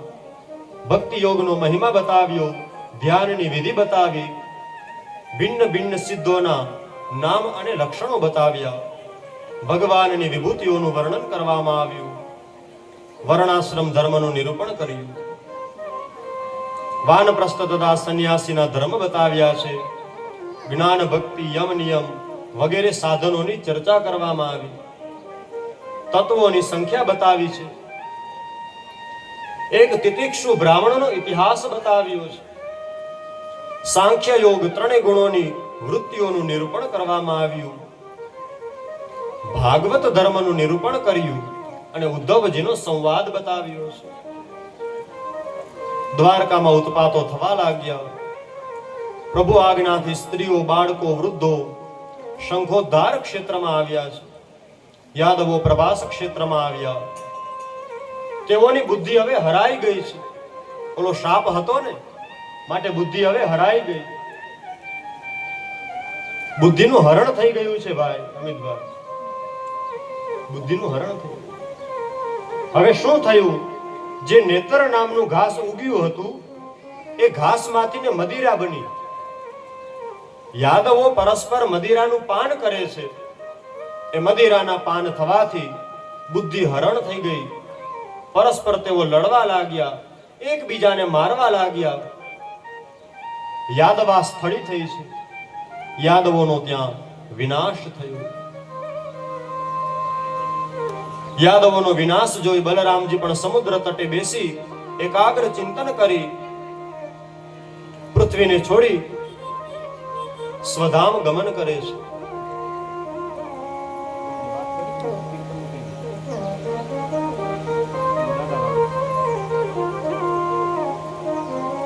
બલરામજી વિચાર કરે છે કે જો પ્રભુ સ્વધામ જશે તો પછી મારાથી ને રેવાશે નહીં. એની પહેલા જ હું સ્વધામ ભણી જાઉં. બલરામજી સ્વધામ ચાલ્યા જાય છે. પ્રભુ એક પીપળાના વૃક્ષ નીચે જઈને મૌન ધારણ કરી અને બેસી ગયા. જમણા સાથળ ઉપર ડાબો ચરણ પધરાવ્યો છે. જરા નામના પારધીએ મૂષણ લગાડ્યું. આપણે જે વાત હમણાં સાંભળી ને એ મૂષણ લગાડ્યું છે. પ્રભુ ચરણ રાખી અને બેઠા હતા. પ્રભુના ચરણ એવા છે જાણે સુંદર મજાનું એક હરણ દેખાતું હોય. પારધીને થયું સામે તો હરણ છે. નિશાન તાક્યું, બાણનો પ્રહાર કર્યો. પ્રભુના ચરણમાં એ બાણ વાગ્યું. જરા નામનો પારધી આવ્યો. ખબર પડી કે આ તો દ્વારકાધીશ છે. ચરણોમાં પડ્યો કે નાથ મને માફ કરો, મારી ભૂલ થઈ. પ્રભુ કહે છે કે ના, હું જેમ કોઈને સુખ પણ આપું છું, જેમ કોઈને દુઃખ પણ આપું છું, એમ હું પોતે પણ ભોગવું છું. કોના માટે? મારા ભક્તો માટે. પૂર્વ જન્મમાં તું વાલી હતો, પૂર્વ જન્મમાં તું વાલી હતો. મેં તને બાણ માર્યું હતું પાછળથી ને. આ જન્મમાં તું બદલો લેવા આવ્યો છો, માટે તે મને બાણ માર્યું છે. આમાં તારો કોઈ વાંક નથી. આ દૈવની ગતિ છે ભાઈ. એ પારધીને અત્યંત દુઃખ થયું છે. અરે પ્રભુનો જે સારથી હતો એ પણ કેટલો મોટો ભગવાનનો ભક્ત હશે. ખાલી ભગવાનની કંઠીની સુગંધથી પ્રભુ ક્યાં બિરાજે છે એની ખબર પડી ગઈ. પ્રભુને ગોતતા ગોતતા પ્રભાસ ક્ષેત્રમાં આવી ગયો.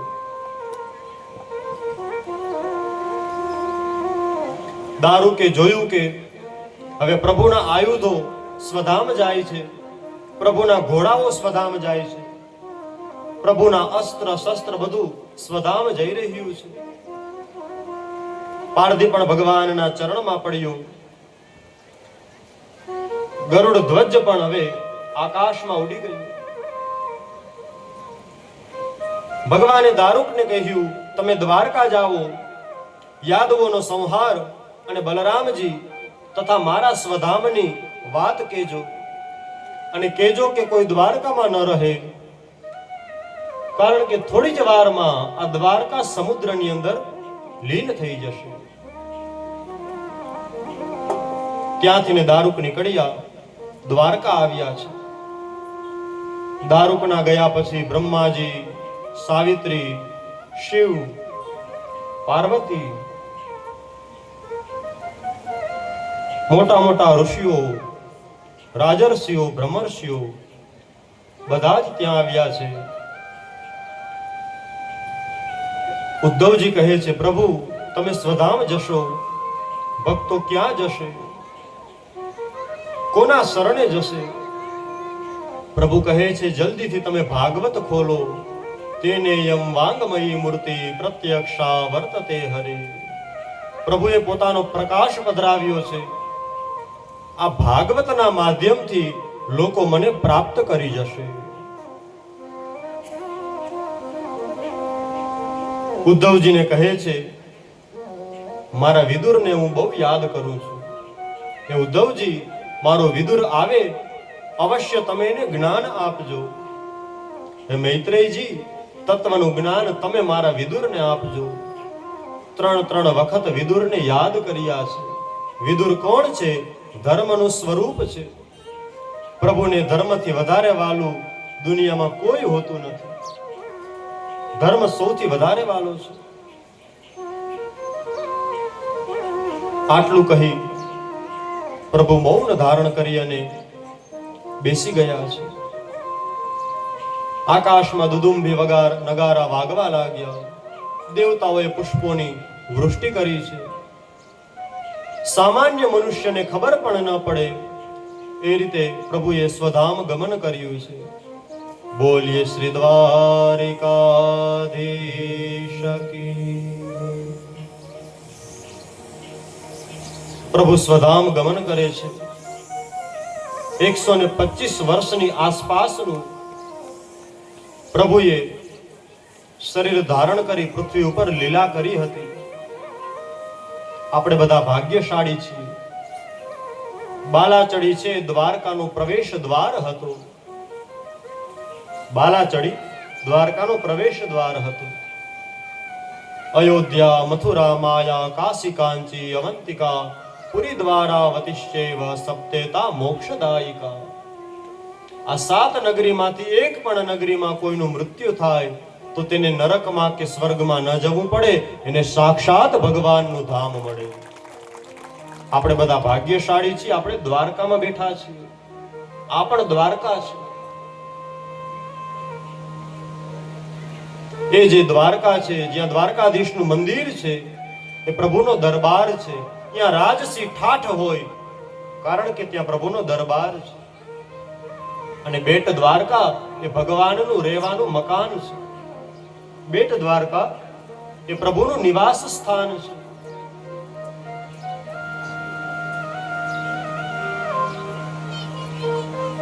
સમય આવ્યો, આખી નગરી દ્વારકા નગરી સમુદ્રમાં લીન થઈ ગઈ છે. 12મો સ્કંદ એ શ્રીનાથજી બાવાનો ઊંચો કરેલો હાથ છે, જાણે એમ કહેતા હોય કે તમે આવો, હું તમને લેવા માટે સામે આવું છું. પ્રભુ તો કહે જ છે, હું તમને સામે લેવા માટે આવું જ છું. હું તમને 90 ડગલા સામે આવવા તૈયાર છું, પણ 10 ડગલા તો તમે આવો. અજામિલ નામનો પાપી એક વખત નારાયણ બોલે તો પણ તેને પ્રભુના ધામની પ્રાપ્તિ થાય છે. તો જો તમે ને હું પ્રતિ દિવસ ભગવાનના નામનું સ્મરણ કરીએ તો ભગવાન ન મળે એવું બને જ કેમ? પ્રભુની પ્રાપ્તિ દૂર છે જ નહીં, બસ આપણે ત્યાં જતા નથી. કળિયુગના રાજાઓના વંશનું વર્ણન કરવામાં આવ્યું. જરાસંધના પિતા બૃહદ્રથના વંશમાં પુરંજય નામનો અંતિમ રાજા થશે. તેના મંત્રી શુનક રાજાને મારી પોતાનો પુત્ર પ્રદ્યોતને ગાદીએ બેસાડશે. વિષ્ણુગુપ્ત નામના ચાણક્ય બ્રાહ્મણ થશે. જે એટલા બુદ્ધિશાળી હશે, નંદ વંશનો નાશ પણ કરાવશે અને મૌર્ય વંશની સ્થાપના કરશે. યવનો અને ગૌરાઓ પણ રાજ કરી જશે. યવનો અને અંગ્રેજો જે રાજ કરી ગયા એનું વર્ણન પણ ભાગવતમાં આટલા વર્ષો પહેલા બતાવ્યું હતું. કળિયુગના ધર્મ બતાવ્યા છે. રાજ્ય, યુગ ધર્મ અને કળિયુગના દોષોમાંથી બચવાનો ઉપાય બતાવ્યો છે. નામ સંકીર્તન એ જ ભગવાનને પ્રાપ્ત કરવાનો મોટામાં મોટો અને સરળ ઉપાય છે. સુખદેવજી રાજા પરીક્ષિતને અંતિમ ઉપદેશ કહે છે કે હે રાજા, તમારા અંતરમાં સ્થિત પરમાત્માનો સાક્ષાત્કાર કરો. હે રાજા, હજી પણ જો સંશય હોય તો બોલી દેજે. હું જ્યાં લગી બેઠો છું ત્યાં લગી તક્ષક નહીં આવે, પણ હું જઈશ પછી કોઈ નહીં બચાવી શકે. ત્યારે પરીક્ષિત પણ કહે છે, હે પ્રભુ, તમે 7 દિવસ સુધી આ ભાગવત રૂપી અમૃતનું મને પાન કરાવ્યું છે. હવે કાંઈ બાકી રહ્યું નથી. આત્મા તો પરમાત્મા સાથે જોડાઈ ગઈ છે. માત્ર આ શરીરને પાડવાનું નાટક જ બાકી છે. માત્ર શરીરને પાડવાનું નાટક જ બાકી છે. સુખદેવજી મહારાજને પરીક્ષિતજી પ્રણામ કરે છે. ભગવાનના નામનું સંકીર્તન કરતા કરતા શ્રી સુખદેવજી પણ ત્યાંથી વિદાય લે છે. બોલીએ શ્રી સુખદેવજી મહારાજ કી. પરીક્ષિત તો હવે નિર્ભય થઈ ગયા છે. મરવાનો એને કોઈ ડર નથી. જેણે અમૃત પીધું હોય એને થોડો કોઈ ભય સતાવે ભાઈ. જેણે અમૃત પી લીધું હોય એને કોઈ ભય ન સતાવે. ગંગાના કિનારે ગર્ભનું આસન લીધું, ઉત્તર દિશા બાજુ મુખ રાખી બેસી ગયા. તક્ષક નાગ આવી રહ્યો છે. માર્ગમાં કશ્યપ નામના એક બ્રાહ્મણ મળ્યા. સર્પનું ઝેર ઉતારવામાં નિપુણ હતા. તક્ષકે આ બ્રાહ્મણને દક્ષિણા આપી અને કહ્યું, હું કરડવા જાવ એમાં જો તમે અવરોધ કરશો તો જે લેખ લખાયા છે એમાં કંઈક ભૂસાઈ જશે. માટે મને મારું કાર્ય કરવા દો. એ બ્રાહ્મણ ત્યાંથી પાછા વળી ગયા. તક્ષક બ્રાહ્મણનું રૂપ લઈને આવ્યો છે. કોઈને પણ ખબર ન પડે એવી રીતે પરીક્ષિત મહારાજ પાસે આવી ગયો. કોઈ જગ્યાએ ફળનું રૂપ લે છે, ફળની અંદર સંતાઈને આવે છે. અલગ અલગ વર્ણનો જોવા મળે, પણ મૂળ ભાગવતમાં એ બ્રાહ્મણનું રૂપ ધારણ કરીને આવે છે. પોતાના મૂળ સ્વરૂપમાં આવ્યો. પરીક્ષિત મહારાજ તો પહેલેથી બ્રહ્મમાં લીન હતા. ઓલા બ્રાહ્મણનો જે શાપ હતો, ઇતિ લંઘિત મર્યાદમ તક્ષકઃ સપ્તમે હનિ, એ 7મો દાડો આવી ગયો. તક્ષક નાગ આવ્યો, પરીક્ષિત મહારાજને દંશ દે છે અને પરીક્ષિત મહારાજનું શરીર પડી ગયું. તેને પરમધામની પ્રાપ્તિ થઈ. સાક્ષાત ભગવાન એને લેવા માટે સામે આવે છે. બોલીએ શ્રી પરીક્ષિત મહારાજ કી. પરીક્ષિત મહારાજને મોક્ષ થયો. નાગ કરડવાથી મરણ થાય તો અધોગતિએ જાય, પણ માત્ર ને માત્ર એક જ એવી કથા છે જેમાં નાગ કરડે છે તો પણ ભગવાન તેને લેવા માટે આવે છે. 2 ચરિત્ર એવા છે કે જેનું દુર્મરણ થયું તો પણ ભગવાન લેવા માટે આવ્યા. પહેલા છે ભીષ્મ પિતામહ. બાણ લાગવાથી ને મરણ થયું તો તેને આકસ્મિક મૃત્યુ કહેવાય. પણ દ્વારિકાનો નાથ સામે ઊભો હોય અને જે શ્વાસ છોડે તેને તો દ્વારકાધીશ જ લેવા માટે આવે. જેને 7 દિવસ સુધી, યાદ રાખજો, આપણને બધાયને ખબર છે કે કથા પૂરી થાય પછી ભોજન લેવાનું છે, કથા પૂરી થાય એટલે ઘરે જવાનું છે. પણ જેને ખબર હોય કે 7 જ દિવસમાં તારું મરણ થવાનું છે, એનું મન થોડું ચોટે, એનું મન થોડું શાંત બને. બારે પોલીસ વાળાની જીપ ઊભી હોય કે કથા પૂરી થાય એટલે તમને લઈ જવામાં આવશે, તો આપણું મન કથામાં ન રહીએ ભાઈ, રહીએ. પણ જેને ખબર છે કે 7મા દાડે મને તક્ષક કરડશે તો પણ શાંત બની અને કથા સાંભળે છે. હવે તો જળની પણ ઈચ્છા નથી, અન્નની પણ ઈચ્છા નથી, એને જ લેવા માટે ભગવાન આવે. સામાન્ય માટે ભગવાન ન આવે. પછી જન્મેજય વગેરે સર્પ સત્ર કર્યું. ભગવાને આવી અને સર્પને રોકાવ્યા, સત્રને રોકાવ્યો. કથા તો વિસ્તારથી છે. એ સર્પ સત્ર રોક્યું. જન્મેજય માંડ કરી અને વાતને માન્યા છે. વેદોની શાખાઓ કરી. માર્કંડેયજીની તપસ્યાથી તેઓને વરદાન મળ્યું, એ પણ કથા કરવામાં આવી. શ્રીમદ ભાગવતની સંક્ષિપ્તમાં સૂચિ બતાવી છે. પ્રથમ સ્કંદમાં ભક્તિ યોગનું નિરૂપણ કર્યું, દ્રઢ વૈરાગ્ય બતાવ્યો, પરીક્ષિતની કથા બતાવી, કઈ રીતે શાપ લાગ્યો એ વર્ણન બતાવ્યું. શુકદેવજી આવ્યા છે. બીજા સ્કંદમાં શરીરના ત્યાગની વિધિ બતાવી, બ્રહ્મા અને નારદજીનો સંવાદ, મહર્ષિ વ્યાસનો અસંતોષ બતાવ્યો. તૃતીય સ્કંદમાં વિદુરજી અને ઉદ્ધવજીનું મિલન થયું. મૈત્રેયજી સાથે સંવાદ થયો.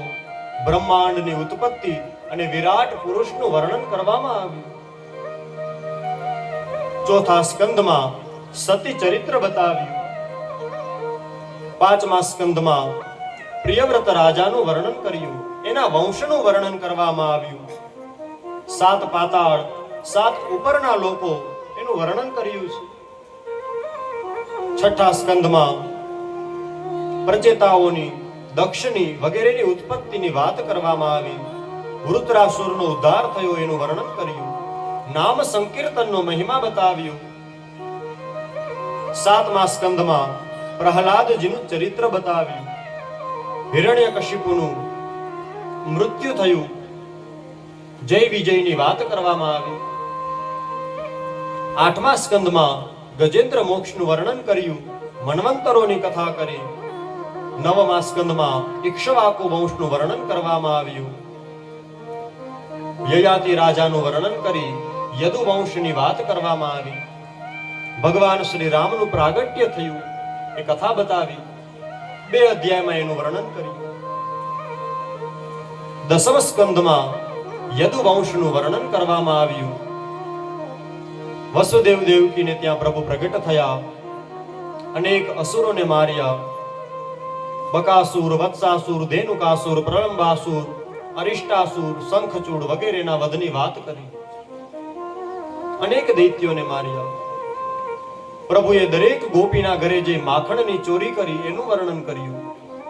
11 વર્ષ 52 દિવસ સુધી પ્રભુ વ્રજમાં બિરાજ્યા. પછી તેનાથી આગળ અક્રૂરજી આવ્યા, તેને લઈ ગયા. મથુરામાં આવી કંસનો ઉદ્ધાર કર્યો, પ્રજાને મુક્ત કરી, ઉપનયન સંસ્કાર કરી, પ્રભુને ભણવા માટે મોકલ્યા. પ્રભુ અભ્યાસ કરી અને પરત આવ્યા છે. પ્રભુના વિવાહની કથા બતાવવામાં આવી. પ્રભુના પુત્રોનું વર્ણન કર્યું, એના પુત્રોના વિવાહની વાત કરવામાં આવી. સુભદ્રા હરણની કથા કરવામાં આવી. બલરામજીની વ્રજ યાત્રાનું વર્ણન કરવામાં આવ્યું. શ્રી સુદામાજીનું પવિત્ર ચરિત્ર બતાવ્યું. યાદવો જે કાંઈ પણ કરે છે એના દ્વારા, શાપ દ્વારા યાદવા સ્થળી કરી તેનો વિનાશ કરાવ્યો. 11 સ્કંદમાં આ બધું વર્ણન છે. 12મા સ્કંદમાં કળિયુગની ઓળખ આપી છે.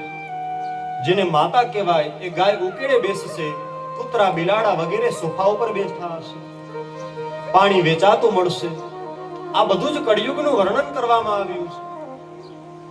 પરીક્ષિત રાજાના મોક્ષનું વર્ણન કર્યું. સુખદેવજી મહારાજ ત્યાંથી નીકળ્યા. 18 પુરાણ તેના શ્લોકોની ચર્ચા કરવામાં આવી. 18 પુરાણ મળી તેના કુલ શ્લોકોની સંખ્યા છે 4 લાખ મંત્ર. 18 પુરાણને ભેગા કરી તેના જે શ્લોકોની ગણતરી કરીએ તો કુલ મળી અને 4 લાખ થાય છે. ભાગવતમાં 18,000 શ્લોક છે. સ્કંદ પુરાણમાં સૌથી વધારે 81,000 શ્લોક છે. જે દેવતાઓનું, ભગવાનના જે અવતારોનું વર્ણન સ્કંદ પુરાણમાં ન હોય તો અન્ય કોઈ જગ્યાએ ન હોય. સ્કંદ પુરાણમાં બધું વર્ણન બતાવ્યું છે. 12મો સ્કંદ સમાપ્ત કર્યું. ત્વદિયમ તુ વસ્તુ ગોવિંદ તુભિયમેવ સમર્પયે તેન ત્વદંઘ્રિ કમલે રતિમ મે યચ્છ શાશ્વતીમ. નામ સંકીર્તનમ યસ્ય સર્વ પાપ પ્રણાશનમ પ્રણામો દુઃખ શમનમ સ્તમ નમામિ હરિમ પરમ તમ નમામિ હરિમ પરમ તમ નમામિ હરિમ પરમ. ભાગવતના 12 સ્કંદ પૂર્ણ થયા. એનું મહાત્મ્ય બતાવ્યું છે. કુલ 4 અધ્યાયો બતાવ્યા. પરીક્ષિત અને વજ્રનાભનો સમાગમ, શાંડિલ્ય મુનિના મુખેથી ભગવાનની લીલાના રહસ્યનું વર્ણન કરવામાં આવ્યું. યમુનાજી અને ભગવાનની પત્નીઓનો સંવાદ બતાવ્યો. કીર્તનના ઉત્સવમાં ઉદ્ધવજીનું પ્રાગટ્ય થયું છે. ભાગવતની પરંપરા, એનું મહાત્મ્ય, શ્રવણથી શ્રોતાઓને ભગવદ ધામની પ્રાપ્તિ, શ્રોતા અને વક્તાના લક્ષણો, શ્રવણ વિધિ અને મહાત્મ્ય બતાવ્યું છે. શ્રીમદ ભાગવતને કથા તો આમ ક્યારેય પૂર્ણ થતી જ નથી. કથાને વિરામ આપવામાં આવે છે. પણ આપણું એક અનુષ્ઠાન હોય, આપણું એક કાર્ય હોય, આપણો એક સંકલ્પ હોય, એની પૂર્ણાહુતિ અવશ્ય થાય છે.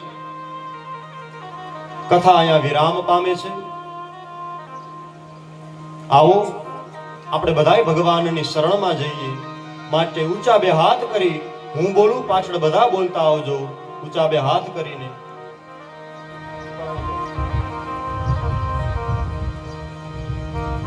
ઊંચા 2 હાથ કરીને બધાએ બોલવાનું છે.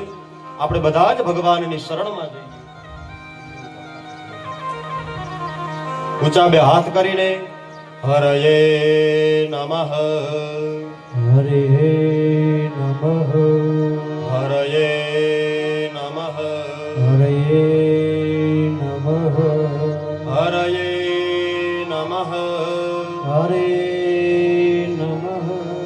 શ્રી વૃંદાવન વિહારી લાલ કી જય. કાયેન વાચા મનસેન્દ્રિયૈર્વા બુદ્ધ્યાત્મના વા પ્રકૃતિ સ્વભાવ કરોમિ યદ્યત સકલં પરસ્મૈ નારાયણાયેતિ સમર્પયામિ. રામ નામ તો સવ કહે, દશરથ કહે ન કોઈ. એક બાર દશરથ કહે તો યજ્ઞનું ફળ હો.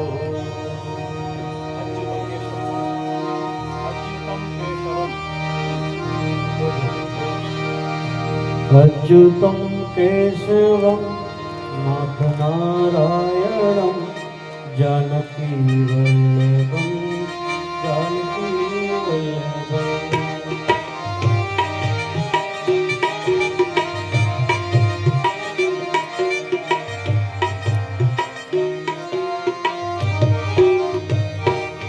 अच्युतं केशवं कृष्ण दामोदरं नाथ नारायणं जानकी वल्लभं.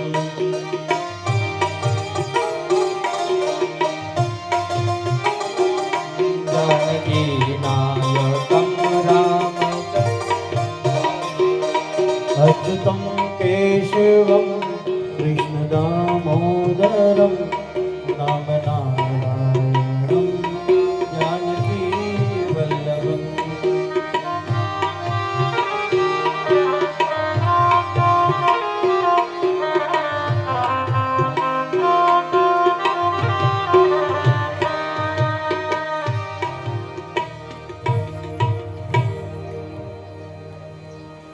ભાગવતજીની કથા અહીંયા વિરામ પામે છે.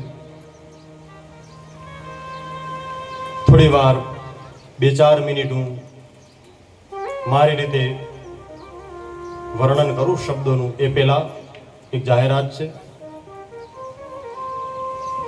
નવા નાગનાથી નારણભાઈ લવજીભાઈ ધારવિયા તેઓ સ્વાગત કરવા માંગે છે મનોરથી પરિવારનું. મૂડીબેન પ્રાગજીભાઈ, ભરતભાઈ પ્રાગજીભાઈ, વસંતભાઈ પ્રાગજીભાઈ, ભાવનાબેન વસંતભાઈ, કાંતિભાઈ પ્રાગજીભાઈ માટે તેઓ સ્વાગત કરવા માટે તૈયાર રહે. અહીંથી જાહેરાત કરવામાં આવશે ત્યારે તેઓ સ્વાગત કરશે. અન્ય પણ જે કાંઈ પણ આપણા સન્માન સમારોહ હોય તેની પહેલા 2 મિનિટ કથા પ્રારંભ કરવા માટે શ્રીફળ વિધિ કરવામાં આવી. નક્કી કરવામાં આવ્યું, તિથિઓ નિર્ધારિત કરવામાં આવી. ઠાકોરજીના ચરણે મનોરથને અર્પિત કર્યો કે હે પ્રભુ તમે અમારો મનોરથ પરિપૂર્ણ કરો. વાતો ન કરે, કોઈ પ્રકારનું નહીં. બાકી હોય તો કામ ન કરતા, પણ વાતો નહીં. મનોરથ નક્કી કરવામાં આવ્યો, ઠાકોરજીના ચરણે સમર્પિત કર્યો, તારીખો દેવામાં આવી. માત્ર 21 જ દિવસના અંતરમાં મનોરથી પરિવારે પણ બહુ સારી તૈયારીઓ કરી. અમે પણ સંગીતકારો, બ્રાહ્મણો બધા ભેગા મળી અને તૈયારીઓ કરી. કઈ રીતે થશે, કેવી રીતે આયોજન કરશું, પ્રતિ દિવસ તેમના પણ ફોન આવે, પ્રતિ દિવસ અમે પણ ચર્ચાઓ કરીએ. પણ ભાગવતમાં લખ્યું છે ને, આપણે પહેલા દિવસે સાંભળ્યું, હરિશ્ચિત્તમ સમાશ્રયેત. ભગવાનને ખાલી યાદ કરો ને ત્યાં જ ભગવાન હૃદયમાં આવીને બેસી જાય. પછી કામ તો ભગવાન જ કરતા હોય, આપણે કાંઈ ન કરવું પડે. ભગવાન પોતે જ બધા કામ ઉપાડી લે છે. અરે આજે 50 માણસ વધારે થવાના છે કે 100 માણસ ઓછા થવાના છે કાંઈ ખબર નથી. ભોજનમાં કેટલી વ્યવસ્થા કરવી, પણ જેટલું રસોડું કર્યું હોય એમાં રામના નામનો સ્વાદ પડ્યો છે એટલે જરાય વધે નહીં અને જરાય ઘટે પણ નહીં. કેમ તો કે એમાં કૃષ્ણના નામનું કીર્તન ભળ્યું છે.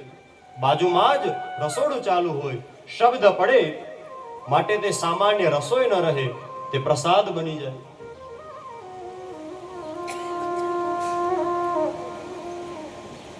રોજે રોજ અમે આવીએ એટલે યજમાન પરિવાર પણ તૈયાર હોય, રોજ ચા બનાવી દે બાપજી તરત જ. અમે તો કંઈ પણ નહીં, પણ આ ભરતભાઈ, વસંતભાઈ, પરસોત્તમભાઈ, કેશુભાઈ, કાંતિભાઈ, જયંતિભાઈ બધાનો ખૂબ એવી લાગણી, ધ્રુમિલભાઈ, પછી માળી, બુડીબેન, બધાને ખૂબ લાગણી. રોજ આવી અને ચા બનાવી દઈએ. અરે થાક લાગ્યો હોય, દિવસના કામ કર્યું હોય તો પણ આ કનૈયાનો એવો મોટો ઉત્સવ છે. એક કે બે દી લગ્નમાં થાક લાગી જાય, પણ અહીંયા હાથ દી થયા તોય રાત્રે તન વાગતા. ખબર ના પડી કે તન કેમ વાગી જાય. કેમ તો કે આ કનૈયો આવ્યો છે, ઉત્સાહ છે. શ્રીજી આવો તે રંગ મને સીધ લગાડ્યો, હવે ચડતો નથી બીજો રંગ વિઠ્ઠલના. એ રંગ એવો લાગી ગયો કે એક દિવસ, બે દિવસ, 3 દિવસ, અરે કૃષ્ણ પ્રાગટ્ય આવી ગયું, ખબર ન પડી. ભગવાનના વિવાહ વિધિ થઈ ગઈ, કાંઈ ખબર ન પડી. 6 દિવસ કેમ વયા ગયા. અને આજે અત્યારે ઘડિયાળમાં જોઉં છું ત્યારે ખબર પડી 12:30 વાગી ગયા. કથા પણ વિરામ પામી ગઈ. સમય કેવી રીતે ગયો કાંઈ ખબર ન પડી. સુખના દિવસ કેમ જાય ને ખબર ન પડે. આ 7 દિવસનો મેળો થોડી જ વારમાં મેળો વિખાશે. બધા પોતપોતાની જગ્યાએ ચાલ્યા જશે. થોડા દિવસ તો યજમાન પરિવારને આ જગ્યામાં આવશે તો ગમશે પણ નહીં. કેમ તો કે રોજ આટલા બધા માણસો ભેગા થાય અને એકદમ શાંતિપૂર્વક કથા શ્રવણ કરે. આ મેળો ભગવાનની ઈચ્છાથી, ભગવાનની આજ્ઞાથી ને થયો. પણ હવે એક નિર્ધારિત સમય હોય છે, માટે મેળાને વિખાવાનો ટાઈમ આવ્યો. કોઈ એક જગ્યાએ પાર્વતીજી અને ભગવાન શિવજી જઈ રહ્યા હતા. માર્ગમાં કોઈ જગ્યાએ ભગવાન શિવજી આરોટવા લાગ્યા. શિવજી આરોટવા લાગ્યા એટલે પાર્વતીજીએ પૂછ્યું કે દેવ, અહીંયા ન તો કોઈ મંદિર છે, ન તો કોઈ તીર્થ છે, તો તમે જમીનમાં કેમ આરોટો છો? ત્યારે તે કહે છે, અહીંયા નથી મંદિર, નથી તીર્થ, પણ અહીંયા 1000 વર્ષ પહેલા મારા કૃષ્ણની કથા થઈ હતી, માટે હું આ જગ્યામાં આરોટું છું. માટે મને પણ કહેવાનું મન થાય, અવશ્ય ભગવાન શિવ પણ આ જગ્યામાં આવે જ છે. પછી થોડે દૂર ગયા, વરી પ્રભુ એક જગ્યાએ આરોટે છે. પાર્વતીજીએ પૂછ્યું, નાથ શું અહીંયા કથા થઈ હતી? તો કે ના. મંદિર છે? તો કે ના. તીર્થ છે? તો કે ના. તો પ્રભુ હવે અહીંયા કેમ આરોટો છો?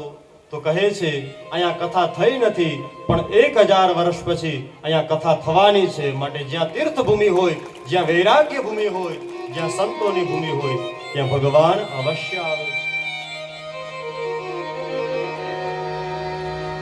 આમ પણ આ શેખપાટ ગામ વૈરાગ્ય ભૂમિ. આ ગામે રાજારામ બાપા આપ્યા, આ ગામે દેવસી બાપા આપ્યા. આ ગામમાં ભગવાન સ્વામિનારાયણનું સુંદર મંદિર બિરાજે છે. સંતો રોજ સેવા કરે. આ ગામ વૈરાગ્ય ભૂમિ છે.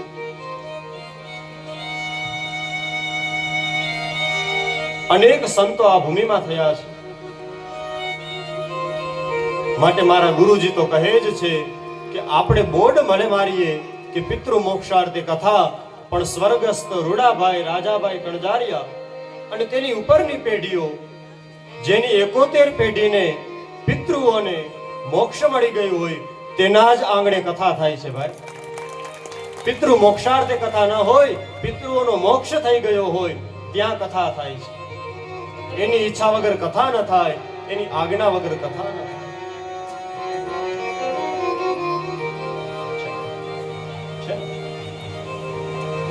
માટે કહે છે કે આ કથા એવી સુંદર છે, પ્રત્યેક પદમાં રસથી ભરેલી કથા છે. ભગવાનના ગમે તે ઉત્સવો ઉજવીએ, કાંઈ ખબર ન પડે. અરે ભાગવતમાં તો કહ્યું છે, હું બોલું છું એ પણ એક પ્રકારની સેવા છે. સંગીતકારો કળા પ્રસ્તુત કરે તો એ પણ સેવા છે. અમારા ભૂદેવો મંત્ર બોલે તો એ પણ સેવા છે. દિનેશભાઈ સાઉન્ડ ને બહુ સારું વ્યવસ્થા મુજબ રાખે છે, તો આ અવાજ આટલા માણસોને પહોંચે છે, હજારો માણસો. એ પણ વ્યવસ્થા છે. આ સંતો અને મહાપુરુષો જ્યારે કથામાં આવે ને, એ અમને ટેકો મળે છે ભાઈ, કે તમે હજી બોલો, હજી બોલો.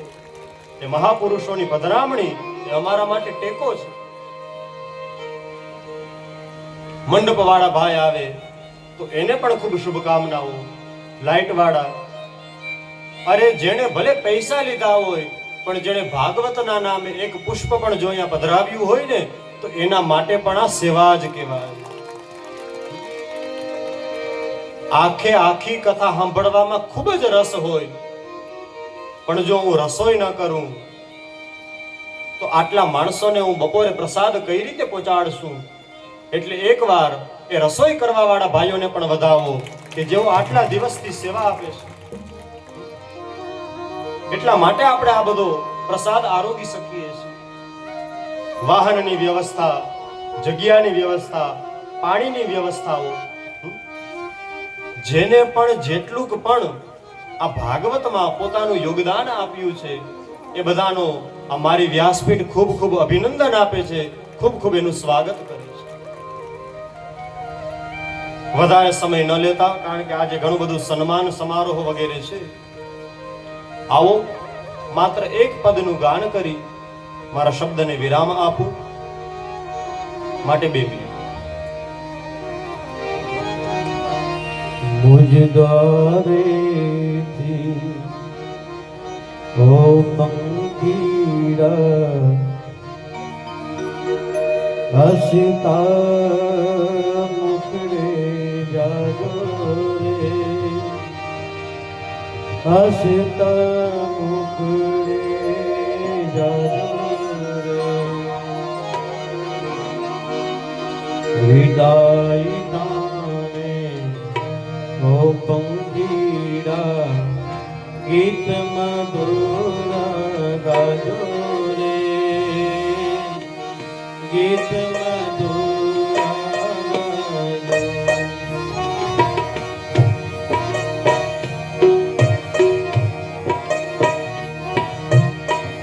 મુજ દ્વારેથી ઓ પંખીડા હસતા મુખડે જાજો રે,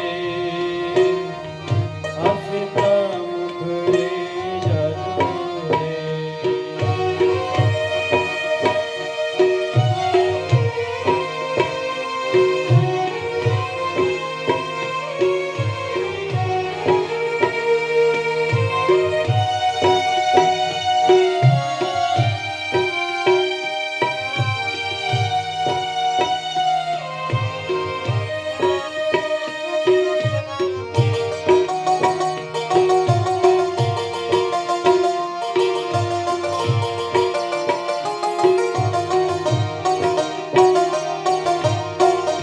પંખી મેળાની આ છે વાતો, પંખી મેળાની આ છે વાતો, આજ વિખરવાની વેળા રે,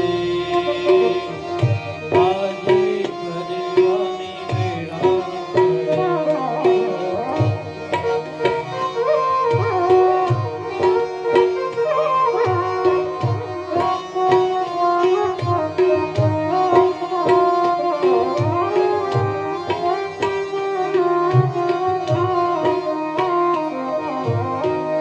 મુજ દ્વારેથી ઓ પંખીડા હસતા મુખડે જાજો રે,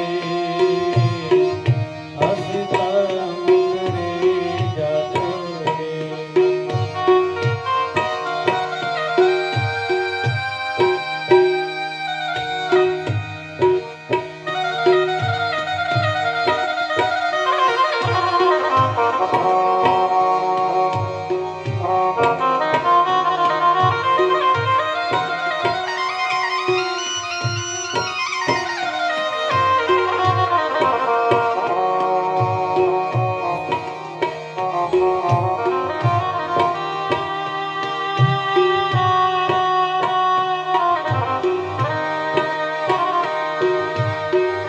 પંખી મેળાની આ છે વાતો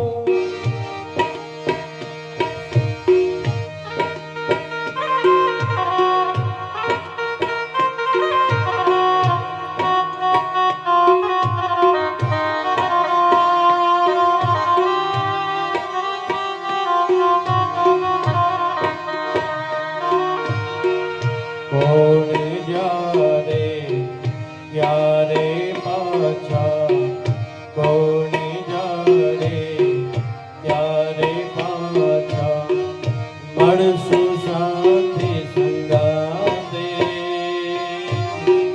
મળશું સાથે સંગાતે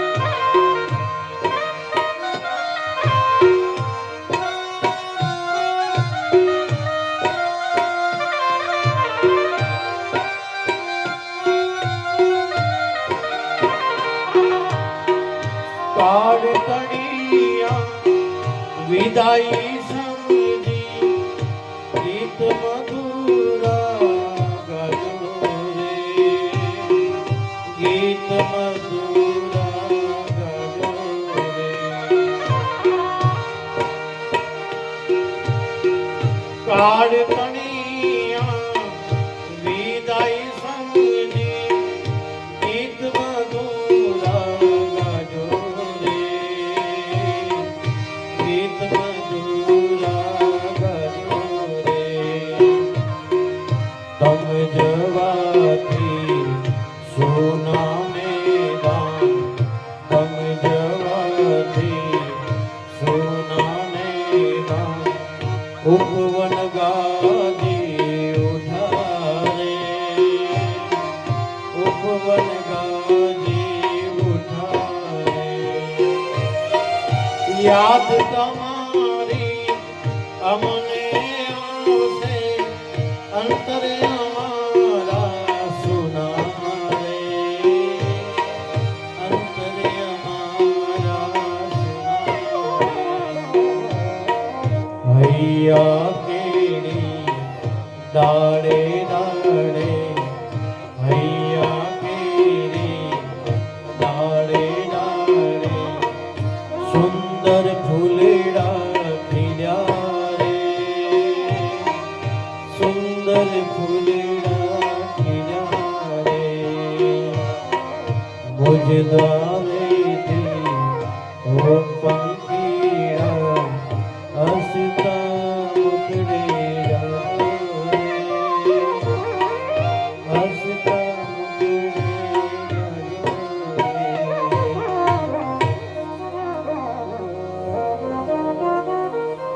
ખૂબ આનંદ કર્યો આપણે બધાએ. સમય આવે એટલે છોડીને જવું પડે. પંખી પણ પોતાનો માળો છોડી અને ચાલ્યો જાય છે, તો આપણે બધાને પણ અલગ થવું પડે, એમાં કોઈ મોટી વાત નથી. પણ આ યાદ આવે, અમને પણ સવાર થશે એટલે યાદ આવે, સાંજ પડે એટલે યાદ આવે કે ત્યાં કથામાં જતા કેવો આનંદ આવતો. એ જે આનંદની ઘડીઓ છે, એ જે મીઠી મીઠી યાદો છે, એ જ વિરહની વેળામાં રડાવે પણ ખરા અને આનંદ પણ કરાવે. ફરી ફરી વરી પાછો સ્વર્ગસ્થ રૂડાભાઈ રાજાભાઈ કણજારિયા તથા સમસ્ત કણજારિયા પરિવારને ખૂબ અભિનંદન આપું છું, જેણે આવું ભગીરથ કાર્ય કર્યું છે. અરે સાહેબ, એક દિવસ માટે છોકરાને પરણાવવો હોય તો એમાં પણ ઘણું બધું કરવું પડે. પરિવારના તમામ પુરુષો, તમામ બહેનો, બધાની સંમતિ હોય, બધા એક થઈ જાય તો આ કાર્ય થાય છે, બાકી થતું નથી, સહેલું નથી ભાઈ. ધન હોવાથી ને સુવિધાઓ મળી શકે, ધન હોવાથી સુવિધાઓ મળી શકે, પણ સમજણ વગર સત્સંગ ન થાય ભાઈ. માટે આની સમજણને અભિનંદન છે, આ પરિવારની એ સમજણને અભિનંદન છે. બહુ જાજો સમય ન લેતા મારી વાણીને વિરામ આપું. સ્વાગત સન્માન સમારોહ આપણે આગળ વધારીશું.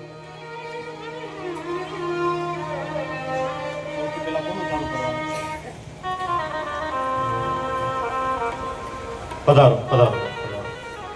સંતોથી ને મહાપુરુષોથી ચાલુ કરો.